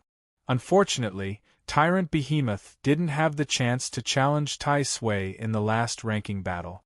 Otherwise, Tyrant Behemoth might have been the true first. I thought Great Skyfiend was impressive, but it turns out that he's nothing much. He can't even defeat the 4th-ranked Tyrant Behemoth, and was sent flying with a single punch. If he were to encounter the previous 1st-ranked Tai Sui, wouldn't he not even have the chance to escape? Those guys from overseas always thought that they were very strong, but now it seems that they are really weak. Tyrant Behemoth's owner seems to be Zhou. I remember that he's Wang Mingyuan's student. Wang Mingyuan is Wang Mingyuan, and Zhou is Zhou. They are completely different. I heard that Zhou is from Luoyang's and family. I'm just afraid that he will end up like Wang Mingyuan. When that happens, it will be even more difficult for our federation. Yusuji now nearly vomited blood when she saw the reports. If the female guard hadn't used the emergency signal to get her to retreat, how could she have retreated without a fight? In the end, she didn't know which bastard had edited the video as though she had been sent flying with a single punch. The editing method was clearly biased towards Zhou and had deliberately edited it in such a manner. Bastard, don't let me know who edited this video. I'll skin him alive. Yusuji now was furious. She originally didn't expect Zhou to be Tyrant Behemoth's owner. It was already very depressing for her to be written in such a manner, as though she was afraid of Zhou and Tyrant Behemoth. She couldn't take it lying down. Miss, you shouldn't have used Great Skyfiend at that time. Now that Great Skyfiend has been exposed in advance, we are in a very passive position, said the female guard. There's nothing passive about it. Great Skyfiend has the strength to kill breakout creatures. This is a fact that can't be changed, said Yusuji now. The female guard said, although that's the case, everyone knows that you and Great Skyfiend are here. I'm afraid that the infamily will suspect that you are related to the breakout creature's death. Yusuji now naturally knew that she shouldn't have exposed Great Skyfiend. She said helplessly, I didn't want to either. I had no choice back then. If I hadn't used Great Skyfiend, I'm afraid I would have been severely injured by Zhou. I underestimated his strength. I never expected him to be Tyrant Behemoth's owner. The female guard pondered for a moment and said, Miss, you will suffer every time you encounter this Zhou. Perhaps his life providence is your nemesis. I think it's best not to have too much contact with him in the future. Yusuji now said, You're overthinking things. I won't be careless next time. I'll use Great Skyfiend's abilities with all my might. Even if he has Tyrant Behemoth, he's no match for me. Just as the female guard was about to say something, Yusuji now continued, Besides, even if I avoid him, he's here for the breakout creature and fiend dust. How can I avoid him? The female guard thought that it made sense, but she still exhorted Yusuji now. Miss, I have a nagging feeling that this Zhou is a little odd. He has a bad influence on you. If you encounter him again, you have to be careful. Don't worry. I definitely won't make the same mistake a third time, Yusuji now said through gritted teeth. Zhou originally wanted to see what abilities Great Skyfiend had, but Yusuji now had run away. This left him somewhat disappointed. Although Slaughterer had already advanced to a perfect body and didn't need to kill guardians, killing guardians counted. However, it was better to kill as many guardians as possible. From the perspective of humans and Earth, guardians were undoubtedly invaders. Unfortunately, I didn't find the tiny palm symbol. I wonder if I have the chance to make another trip to Turtle Tomb. Zhou felt somewhat regretful. He definitely couldn't go to Turtle Tomb for the next few days. It was unknown if he could return after killing the breakout creature. Thankfully, it's not completely fruitless. Zhou took out the black iron gold thread turtle dimensional creature and used his phone to take a picture. Black iron gold thread turtle crystal. Requires 41 constitution, 41 essence energy type essence energy art. It's another constitution and essence energy attribute requirement. This isn't difficult.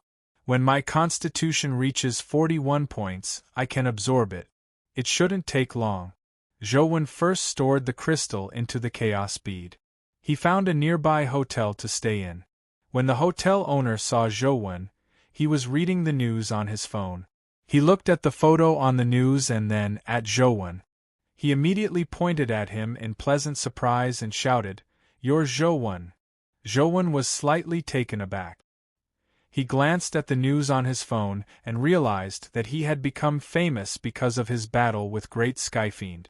The boss warmly received Zhou and even arranged the best room in the hotel for him. "Boss, can you give me a discount?" Zhou asked as he looked at the room price. "Anything is fine. If you're unhappy you can hit me, but there's no discount," the boss said firmly. "Then give me a standard room," Zhou said. Chapter 906. In the end, the boss gave Zhou a 20% discount and let him stay in the VIP room. However, even with a 20% discount, it was still much more expensive than the standard room. Zhou looked at the VIP room and realized that it had been a long time since anyone had stayed in it.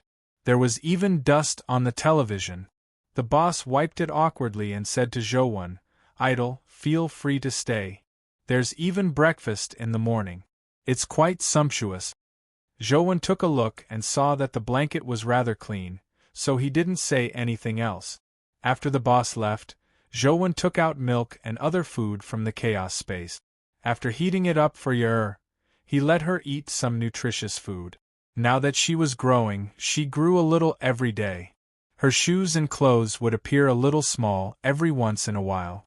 Watching Yer grow up day by day was a very magical feeling. He switched on his phone and read the news about him. There was a lot of discussion online, but the most discussed topic wasn't him, the main character. Instead, it was Tyrant Behemoth. This was because when the reporter discovered the situation and came over to film, it was already the second half of the video. Furthermore, it had been deliberately edited. Therefore, it looked like Zhou was hugging Yer and elegantly dodging a few strikes from Yusuji now. Then, he summoned Tyrant Behemoth and transformed it into a boxing glove. With a punch, he sent Yusuji now flying with her saber. Most people were amazed by Tyrant Behemoth's strength. The people from the East District were glad that Tyrant Behemoth's owner was from the East District. The people from the West District expressed that it was because their companion beasts were powerful that Zhou could defeat Great Skyfiend. Tyrant Behemoth was much more popular than Zhou, the main character. This made Zhou feel indignant. Do these people have any taste? If I hadn't used it well, it would be useless no matter how strong Tyrant Behemoth is. If it were to fight on its own, it wouldn't even be able to touch Yusuji now, alright? Zhou had only said it casually. He didn't really care about it. Just as he was about to turn off the news and continue grinding dungeons, he suddenly saw the news being interrupted. A piece of news had been inserted. "Good evening, viewers. I'm a reporter from the Imperial Capital television station, Yurong. I'm now broadcasting live in front of the Imperial Capital's cube. Just now, a new creature challenged the first-ranked Great Skyfiend. From the cube's screen, we can see that the companion beast that challenged Great Skyfiend is no stranger to us. It's the heavy-armored Titan that once challenged Primordial Sword Immortal in the previous ranking battle. Heavy-armored Titan was very similar to Tyrant Behemoth. They were also companion beasts that focused on strength and constitution. Just as Great Skyfiend was defeated by Tyrant Behemoth, Heavy-armored Titan suddenly challenged Great Skyfiend. Its goal is self-evident. When Zhou saw the news, he found it amusing. There were really people who believed that they could defeat Great Skyfiend and Yusuji now with strength and constitution alone. In fact, when Zhou fought Great Skyfiend, Yusuji now didn't use Great Skyfiend's abilities at all. Otherwise, even with Tyrant Behemoth, it wouldn't have been so easy to defeat her. I wonder if Yusuji now will accept the challenge. Zhou didn't bother with his phone. As he played the news on his phone, he used the mysterious phone to grind dungeons. He had just finished grinding the 81 pill essences on Pill Furnace Mountain when he heard reporter Yorong's excited voice coming from the phone. "Friends in the audience. Friends in the audience. Great Celestial Demon has accepted the challenge and is entering the arena." Zhou put down the mysterious phone and looked at the livestream. Indeed, he saw Yusuji now, who was dressed in Great Skyfiend armor, slowly descend into the cube arena in the void. There's going to be a good show. Perhaps I can see a portion of Great Skyfiend's abilities. From Yusuji now's aura, Zhou knew that she was definitely in a bad mood. Heavy-armored Titan was probably in trouble. Heavy-armored Titan's owner clearly didn't think so. He felt that Tyrant Behemoth could defeat Great Skyfiend. Although heavy-armored Qin Tan's strength wasn't as strong as Tyrant Behemoth's, his defense was better than Tyrant Behemoth's.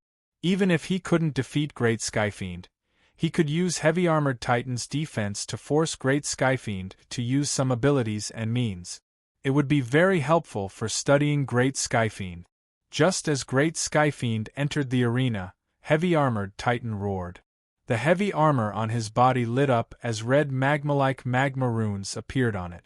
With the augmentation of the magma runes, heavy-armored Titan's originally powerful defense became even more sick. In the previous ranking battle, the powerful primordial sword Immortal failed to break through heavy-armored Titan's defense when it used this move. Roar! Roar! Roar! 3 consecutive roars sounded. 2 halos appeared beneath heavy-armored Titan's feet and a white barrier of light appeared over his body.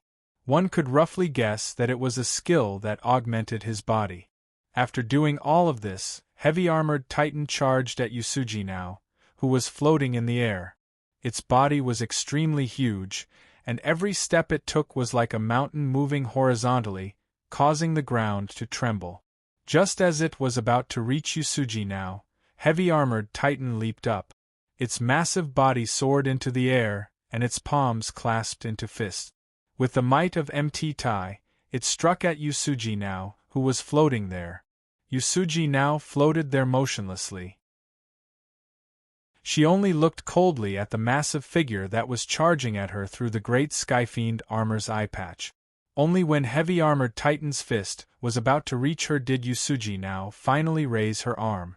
The moment she raised her arm, demonic flames spewed out from the Great Skyfiend armor, enveloping Yusuji now's entire body. Boom! Heavy-armored Titan's hand struck Yusuji now's tiny palm, but the mountain-like strike was blocked by the tiny palm. Heavy-armored Titan used all his strength, but he couldn't move his fist forward at all. From the audience's perspective, the scene was even more shocking. In front of the heavy-armored Titan, Yusuji now was as tiny as an ant. The heavy-armored Titan that descended like a mountain was blocked by a tiny palm that was as tiny as an ant. The impact of such a scene was just too intense. However, in the next second an even more unbelievable scene happened. The demonic flames on Yusuji now's body rose and instantly enveloped heavy-armored Titan's huge body. Furthermore, the demonic flames quickly drilled into heavy-armored Titan's body through the gaps in the armor. Heavy-armored Titan's owner clearly realized that something was amiss.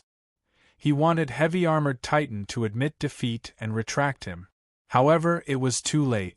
There was a loud bang. Heavy-armored Titan exploded like a watermelon in Yusuji now's palm.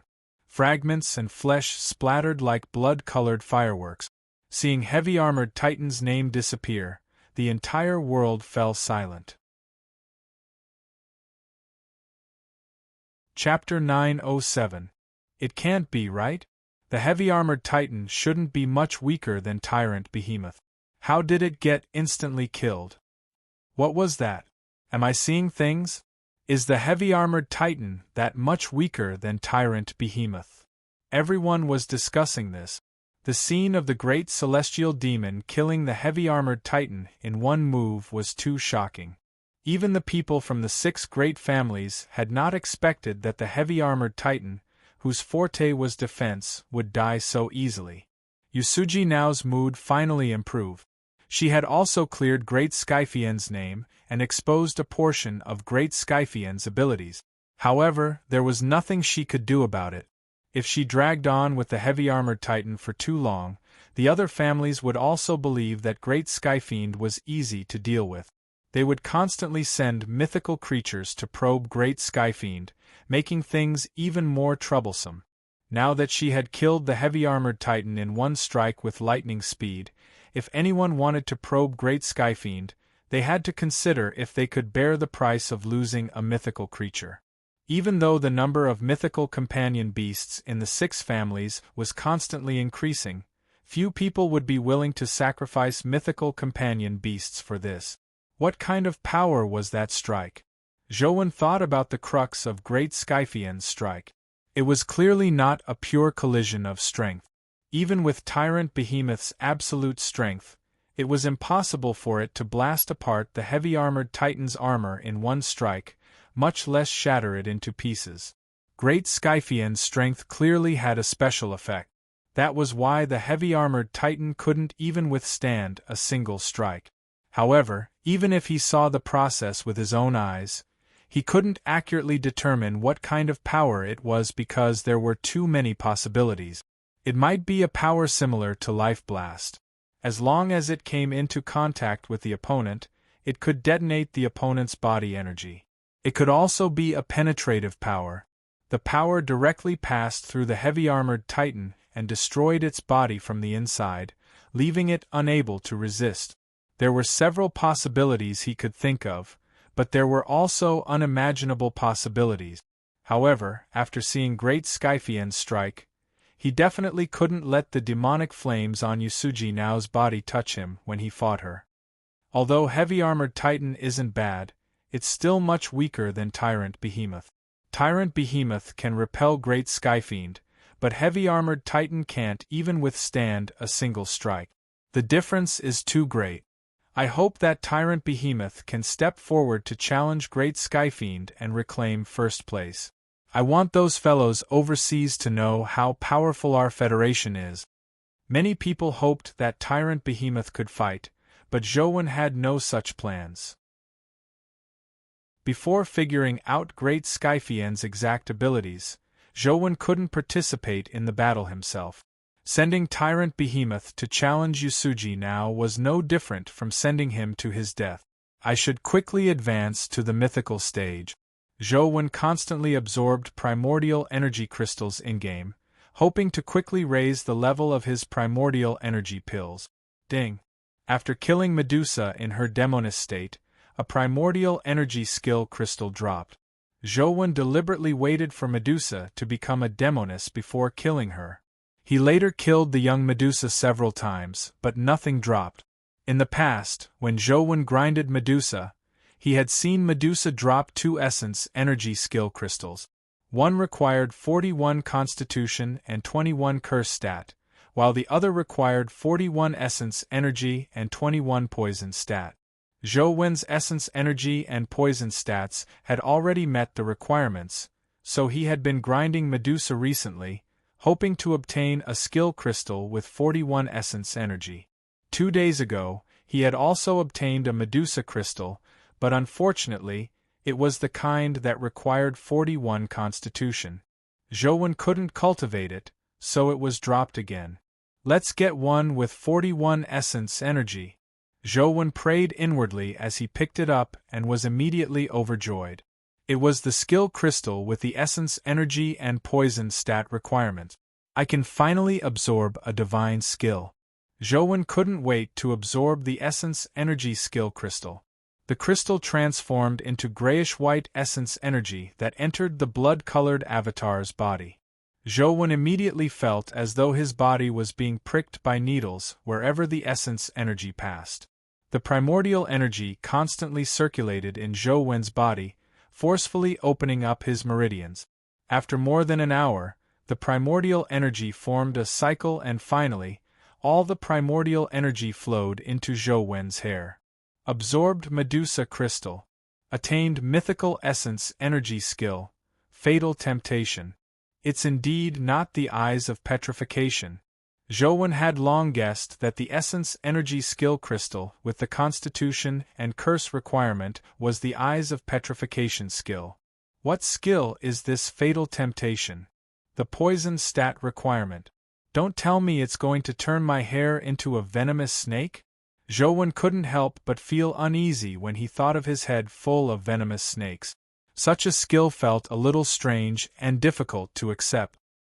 He nervously looked at Fatal Temptation's introduction and realized that it was indeed a hair skill. He was alarmed, but after carefully reading the introduction, he heaved a sigh of relief. Legend had it that Medusa had the most beautiful long hair in the world. As a result, she became too proud and despised Athena, turning into a snake demoness. Fatal Temptation allowed one's hair to be tainted with poison, but it wouldn't turn into a venomous snake. If anyone touched the poisonous hair, they would be poisoned. Zhou tried using Fatal Temptation. With a surge of essence energy, Zhou's hair immediately grew crazily. In a blink of an eye, it reached the ground. However, Zhou knew that it wasn't real hair, but condensed from essence energy. With a thought, Zhou tried to control the poisonous hair condensed from essence energy, but he realized that it was extremely difficult. It didn't seem realistic to use the poisonous hair as a weapon. Do I have to passively wait for others to touch my hair? Zhou was somewhat depressed. Such a skill wasn't what he needed. However, on second thought, Zhou had another idea. He plucked out a strand of essence energy poisonous hair and placed it in the water. The essence energy poisonous hair immediately fused into the water. Soon, many dimensional creatures in the water were poisoned to death. So this skill can also be used to poison. In that case, it's not bad. However, I wonder how poisonous Fatal Temptation is. Can it poison a mythical creature to death? Zhou had studied it for a long time and roughly knew how to use Fatal Temptation. In fact, there was no need for it to be in the water. Even in the air, Fatal Temptation could emit a poisonous gas. It was like perfume. Any creature that smelled it would be poisoned. However, the toxicity wasn't as strong as Zhou imagined.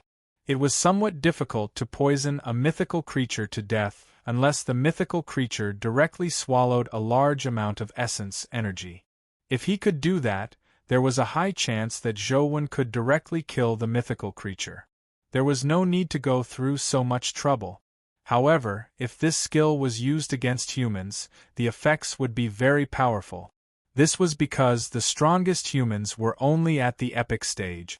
Just the poisonous gas emitted from the poisonous hair could cause great damage to humans. Chapter 908. However, Zhou had a nagging feeling that this Fatal Temptation skill was a little uncomfortable.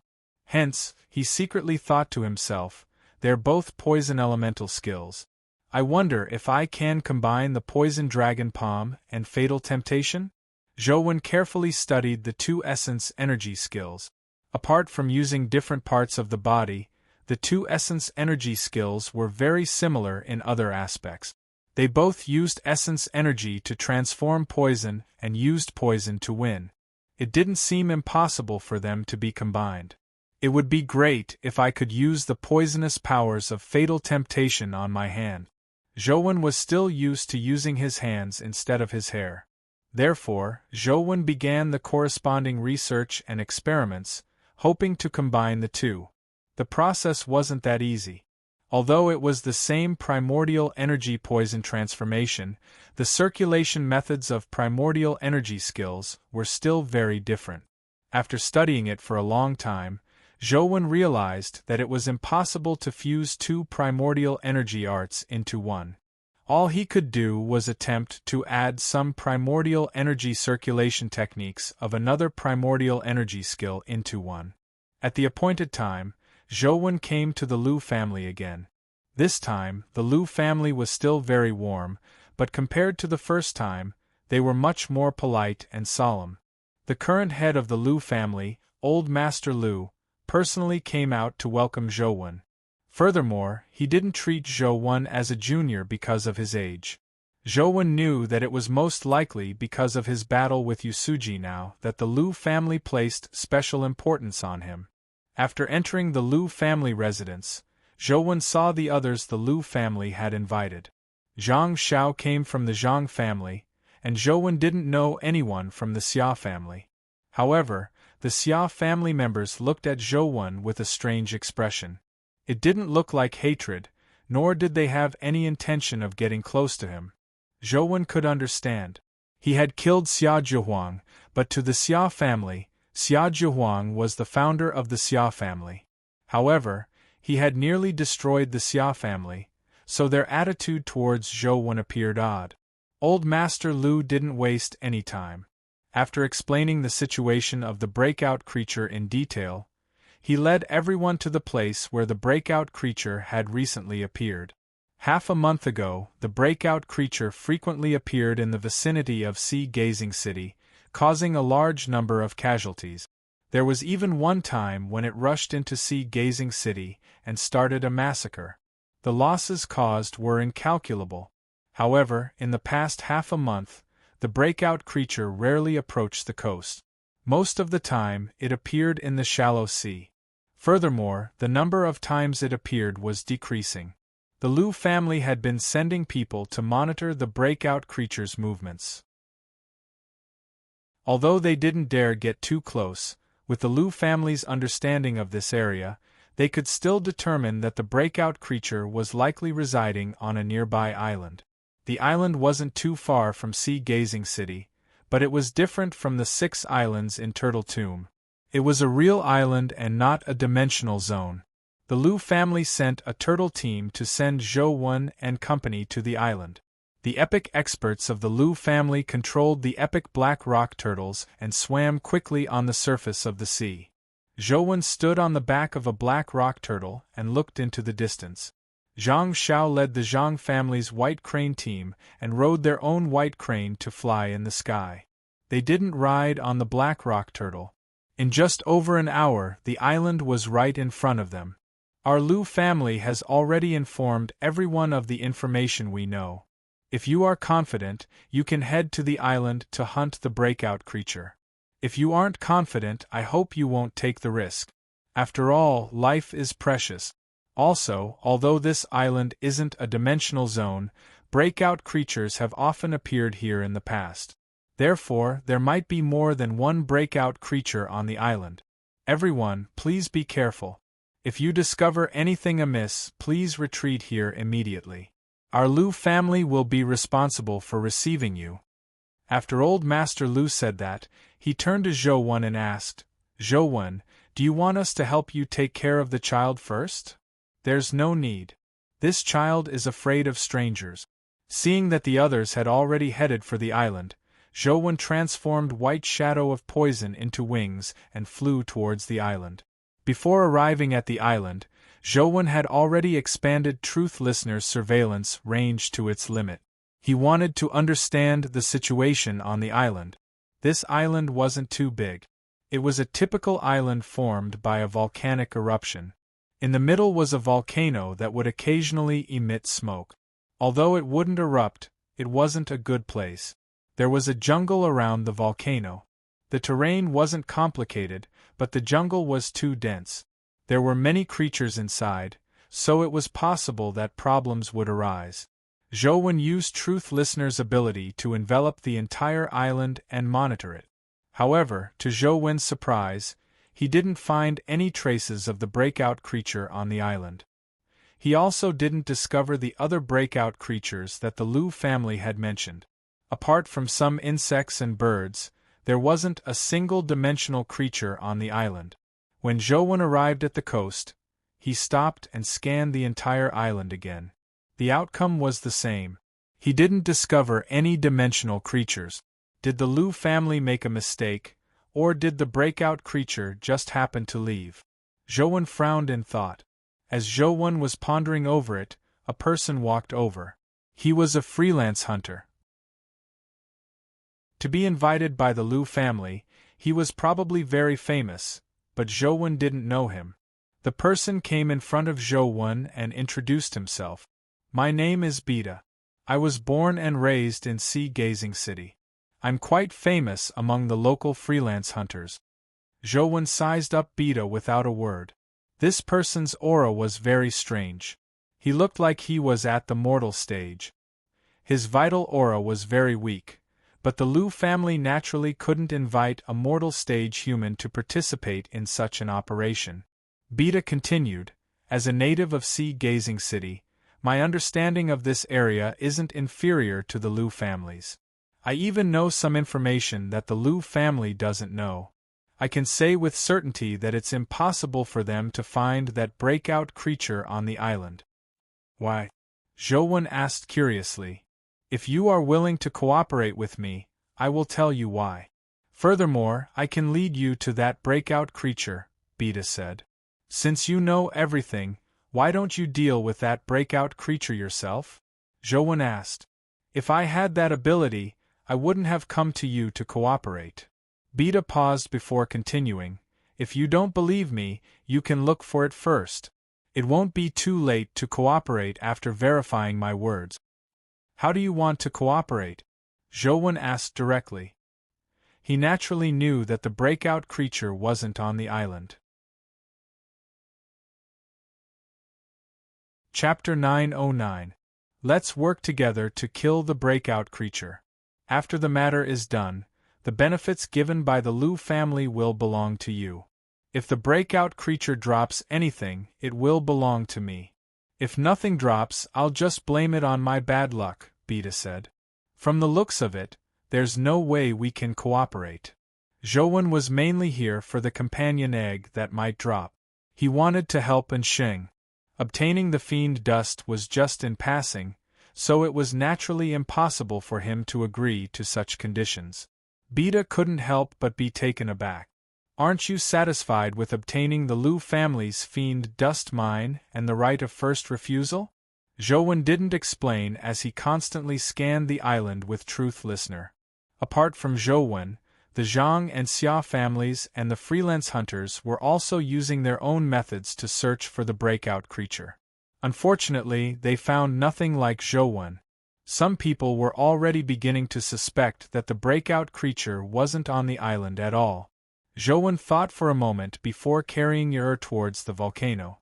If the breakout creature could really be on this island, it could only be inside the volcano. Zhouwen, are you really not going to consider it? The chances of a breakout creature dropping a companion egg are very low. Beta persuaded Zhouwen. Since the chances of a companion egg dropping are very low, why are you trying your luck? Zhouwen said casually. I don't have the ability to kill a breakout creature. I can only try my luck, Beta said. Then there's no other way. I also want to try my luck. As the two of them spoke, they had already approached the volcano crater. There were already quite a number of people gathered at the volcano crater. Zhang Xiao and the Xia family were also here. From the looks of it, their judgment was the same as Zhouwen's. They believed that the breakout creature might be hiding inside the volcano.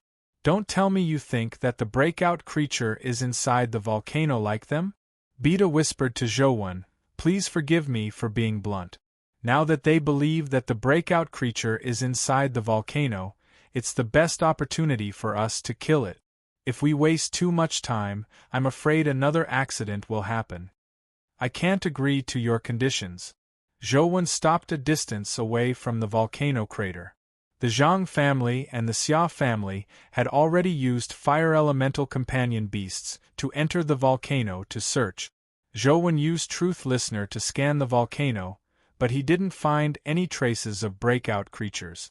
Instead, he saw a lot of magma inside the volcano. This place was an active volcano, making it very unstable. That breakout creature should be spatial, not fire elemental. It shouldn't live in magma, right? Zhouwen thought. It was very difficult for Truth Listener to hear the situation in the magma clearly. Unless a companion beast went down, it would be very difficult to obtain an outcome. When Zhang Xiao and company saw Zhouwen, they were somewhat nervous. Zhouwen was famous, and they knew how powerful he was. Among so many people, Zhouwen had the highest chance. Seeing that Zhouwen wasn't moved at all, Beta gritted his teeth and said to Zhouwen, how about this? The items dropped by the breakout creature will be yours. The Liu family's fiend dust will also be yours. I'll only take 30% of the fiend dust as a reward. What do you think? In that case, I can consider it, Zhouwen said after some thought. There's no time to lose. Let's hunt the breakout creature while they are still searching the volcano, Beta said. All right, we'll do as you say. Apart from 30% of the fiend dust, everything else will belong to me. Do you have any objections? Zhouwen asked Beta. There's no other way. It's my fault for not having the ability to kill that dimensional creature. I'll just treat it as selling information, Beta said helplessly as he spread out his hands. Zhouwen nodded and left the volcano with Beta. After Beta led Zhouwen down the volcano, they passed through the forest and arrived at the other side of the coast. Beta walked along the coast for a while before stopping at a spot. He pointed at the coast below and said, "There's a karst cave below. We have to pass through the seawater. Are you fine with swimming?" Also, what about this child? I'm from inland, so I'm not very familiar with water. Does that breakout creature live in the water? Zhou asked. That's not it. However, the underwater part of the karst cave is a little long. If you're good at swimming, it won't be difficult to pass through. If you don't know how to swim, you can only hold your breath and walk over, Beta said. Then there's no problem. Let's go. Zhou carried her and walked towards the sea. Beta went into the water first. Zhou used the Black Tortoise 7 Mansions Protection Essence energy skill.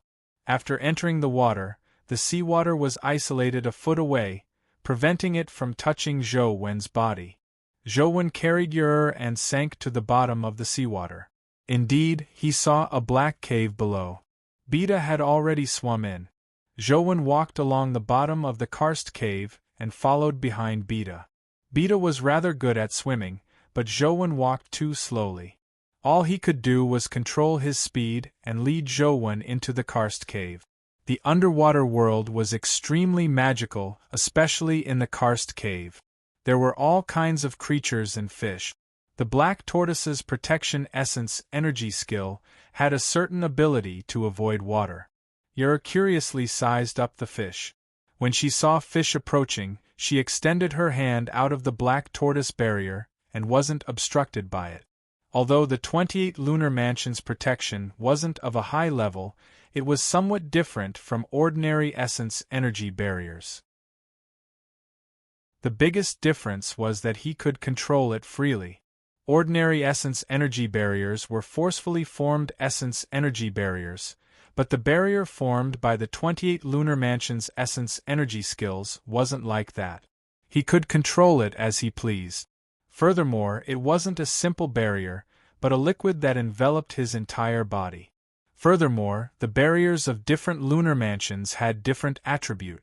For example, the Black Tortoise had the water attribute, the Vermilion Bird had the fire attribute, the Azure Dragon had the wood attribute, and the White Tiger had the metal attribute. Now, Zhou still lacked an essence energy skill.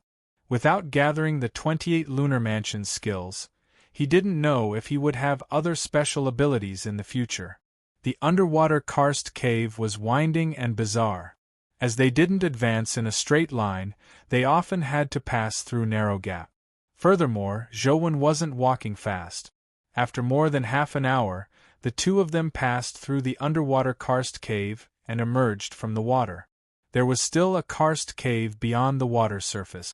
However, this karst cave was somewhat different from before. The karst cave here was like a crystal mine, filled with blue crystals. Zhou quickly discovered that in a cave surrounded by crystals, there was an egg that was half the height of a person. Could it be the egg of that breakout creature? Zhou said as he looked at the egg in surprise. I think it's very likely. Your luck is really good. I never expected that breakout creature to lay an egg. This is a mythical egg. Although it's not a companion egg, and can't be incubated as a companion beast, such a dimensional creature can be easily tamed if it's tamed from a young age, Beta said enviously. Chapter 9-10. Zhou observed his surroundings and didn't find the breakout creature. There was only one egg in this crystal cave-like place. How regretful! If I had known this would happen, I would have taken the egg away myself. The value of this mythical egg far exceeds the fiend dust, Beta said regretfully. Zhou didn't say a word as he walked towards the egg. As the dimensional creature inside had yet to be born, it wasn't dangerous. He walked to the side of the crystal glass-like egg and reached out to lift it up. This egg was much heavier than a rock. Although it wasn't big, its weight was a little terrifying. If Zhou hadn't been strong enough, he probably wouldn't have been able to lift it with one hand. The moment Zhou touched the egg, he suddenly saw spatial ripples appear beside him. It was a sign of long-distance spatial teleportation. Then, Zhou saw a dimensional creature that looked like a Qilin rush out of the spatial ripples. Its glass-like body shimmered with resplendent light as it roared and pounced at Zhou. Its claws carried the power to tear through the void. Before it could reach Zhou Wen, the void in front of him had already cracked. Zhou Wen's heart palpitated as he stuffed the egg into the chaos bead. At the same time, he quickly flashed and dodged the breakout creature's attack. Almost at the same time, Zhou Wen summoned Tyrant Behemoth to block the breakout creature that continued charging at him. Boom! Tyrant Behemoth collided with the breakout creature's power, producing a terrifying force that blasted open the crystal cave. Immediately, large amounts of seawater poured down from above. This cave was actually beneath the seawater. As for the people on the island, they suddenly heard a thunder-like explosion. Then, they saw an explosion in the seawater not far from the island. They immediately knew that something had happened. As they were sizing up the area, they saw someone rush out of the water. First, it was Zhou Wen who was carrying Yer, followed by Tyrant Behemoth and the breakout creature. The breakout creature pounced at Zhou Wen crazily. Tyrant Behemoth immediately brandished its fist to stop it, but before Tyrant Behemoth's strength touched the breakout creature suddenly vanished and appeared above Zhou Wen's head. Its sharp claws were about to touch Zhou Wen's scalp. Zhou Wen's figure instantly vanished, causing the breakout creature's attack to miss. Tyrant Behemoth chased after the breakout creature, but unfortunately, before it could catch up to it, the breakout creature had already teleported away and caught up to Zhou Wen, who had just teleported. If Zhou Wen wasn't good at movement techniques and had fast reactions, he would probably have been torn into two the moment he teleported. Zhou Wen wore dragon scale armor and grabbed the middle of the golden battle god halberd with one hand to block the terrifying claw. Kacha! The golden battle god halberd was sliced into several pieces by the claw. Although Zhou Wen took the opportunity to dodge the strike, the golden battle god halberd was hopeless. It wasn't easy for another golden battle god halberd to drop, but it's gone just like that. Zhou Wen felt his heart ache. In the past, he despised the golden battle god halberd for dropping too many, but now, he realized that it wasn't enough. The terrifying attack power of the breakout creature alarmed Zhou Wen. If he wasn't wrong, this fellow should be proficient in spatial slicing skills. Ordinary mythical weapons found it difficult to resist spatial slicing. Otherwise, the golden battle god halberd wouldn't have been destroyed so easily. In the future, I have to think of a way to create a weapon with indestructible. Otherwise, there's no way to guarantee that the weapon won't be destroyed when facing some terrifying skills, Zhou Wen thought. Zhou Wen dodged a few more attacks, not daring to clash head-on with the breakout creature. Zhou Wen, if you can't do it, make way. Zhang Xiao had already led the White Crane team over. That's exactly what I was thinking. I'll leave this fellow to you. Zhou Wen's figure flashed as he rushed to the back of the White Crane team. With Zhang Xiao's order, the Zhang family members on the White Cranes shot out spirit talismans at the same time. There were many spirit talismans, and they instantly enveloped a large portion of the sky, enveloping the breakout creature. The spirit talismans emitted a mysterious light. The light intertwined, forming a spirit energy net that trapped the breakout creature. The breakout creature charged at the spirit energy net, but it failed to tear it apart. Instead, the spirit talismans stuck to its body, and the spirit energy net bound its body. When the breakout creature teleported, it failed to escape the spirit energy net. It could only teleport with the spirit energy net. When it appeared, it was still trapped in the spirit energy net. Under Zhang Zhao's lead, the members of the White Crane team circulated their essence energy arts, causing the spiritual light on the talisman spirits to intensify.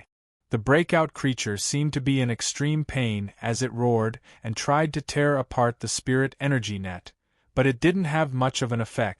The spirit energy net didn't look like a real net. Instead, it appeared on the breakout creature's body like a tattoo. No matter how the breakout creature struggled, it couldn't escape. The Zhang family sure has some skill. That primordial energy art can actually combine different people's primordial energy skills into one. It's quite magical. Zhou Wen felt like his horizons had been broadened. He had never seen such a primordial energy art and primordial energy skill before. Zhang Xiao said coldly, "Don't be surprised. How can you know the Zhang family's heritage?" Zhou didn't say a word as he watched the Zhang family fight the breakout creature.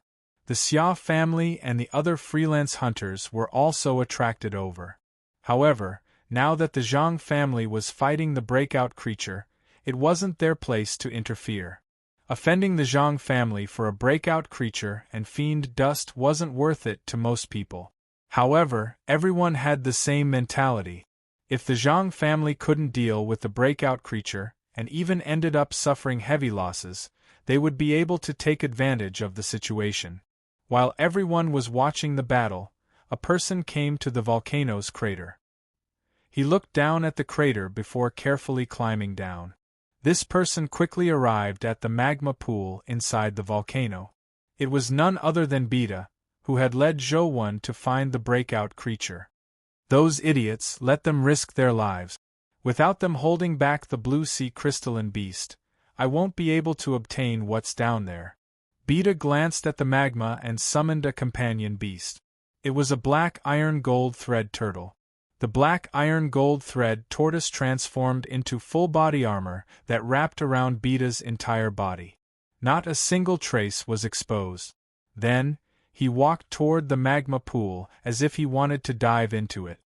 According to the agreement, apart from 30% of the fiend dust, everything else belongs to me. Don't tell me you want to pocket some treasure behind my back? Just as Beta stepped into the magma pool, he suddenly heard a voice. His body trembled as he turned his head in surprise. Indeed, he saw Zhou standing not far behind him. You're tuning in to the Phoenix Knights YouTube channel. Don't forget to subscribe and join us on this journey to catch the most captivating stories.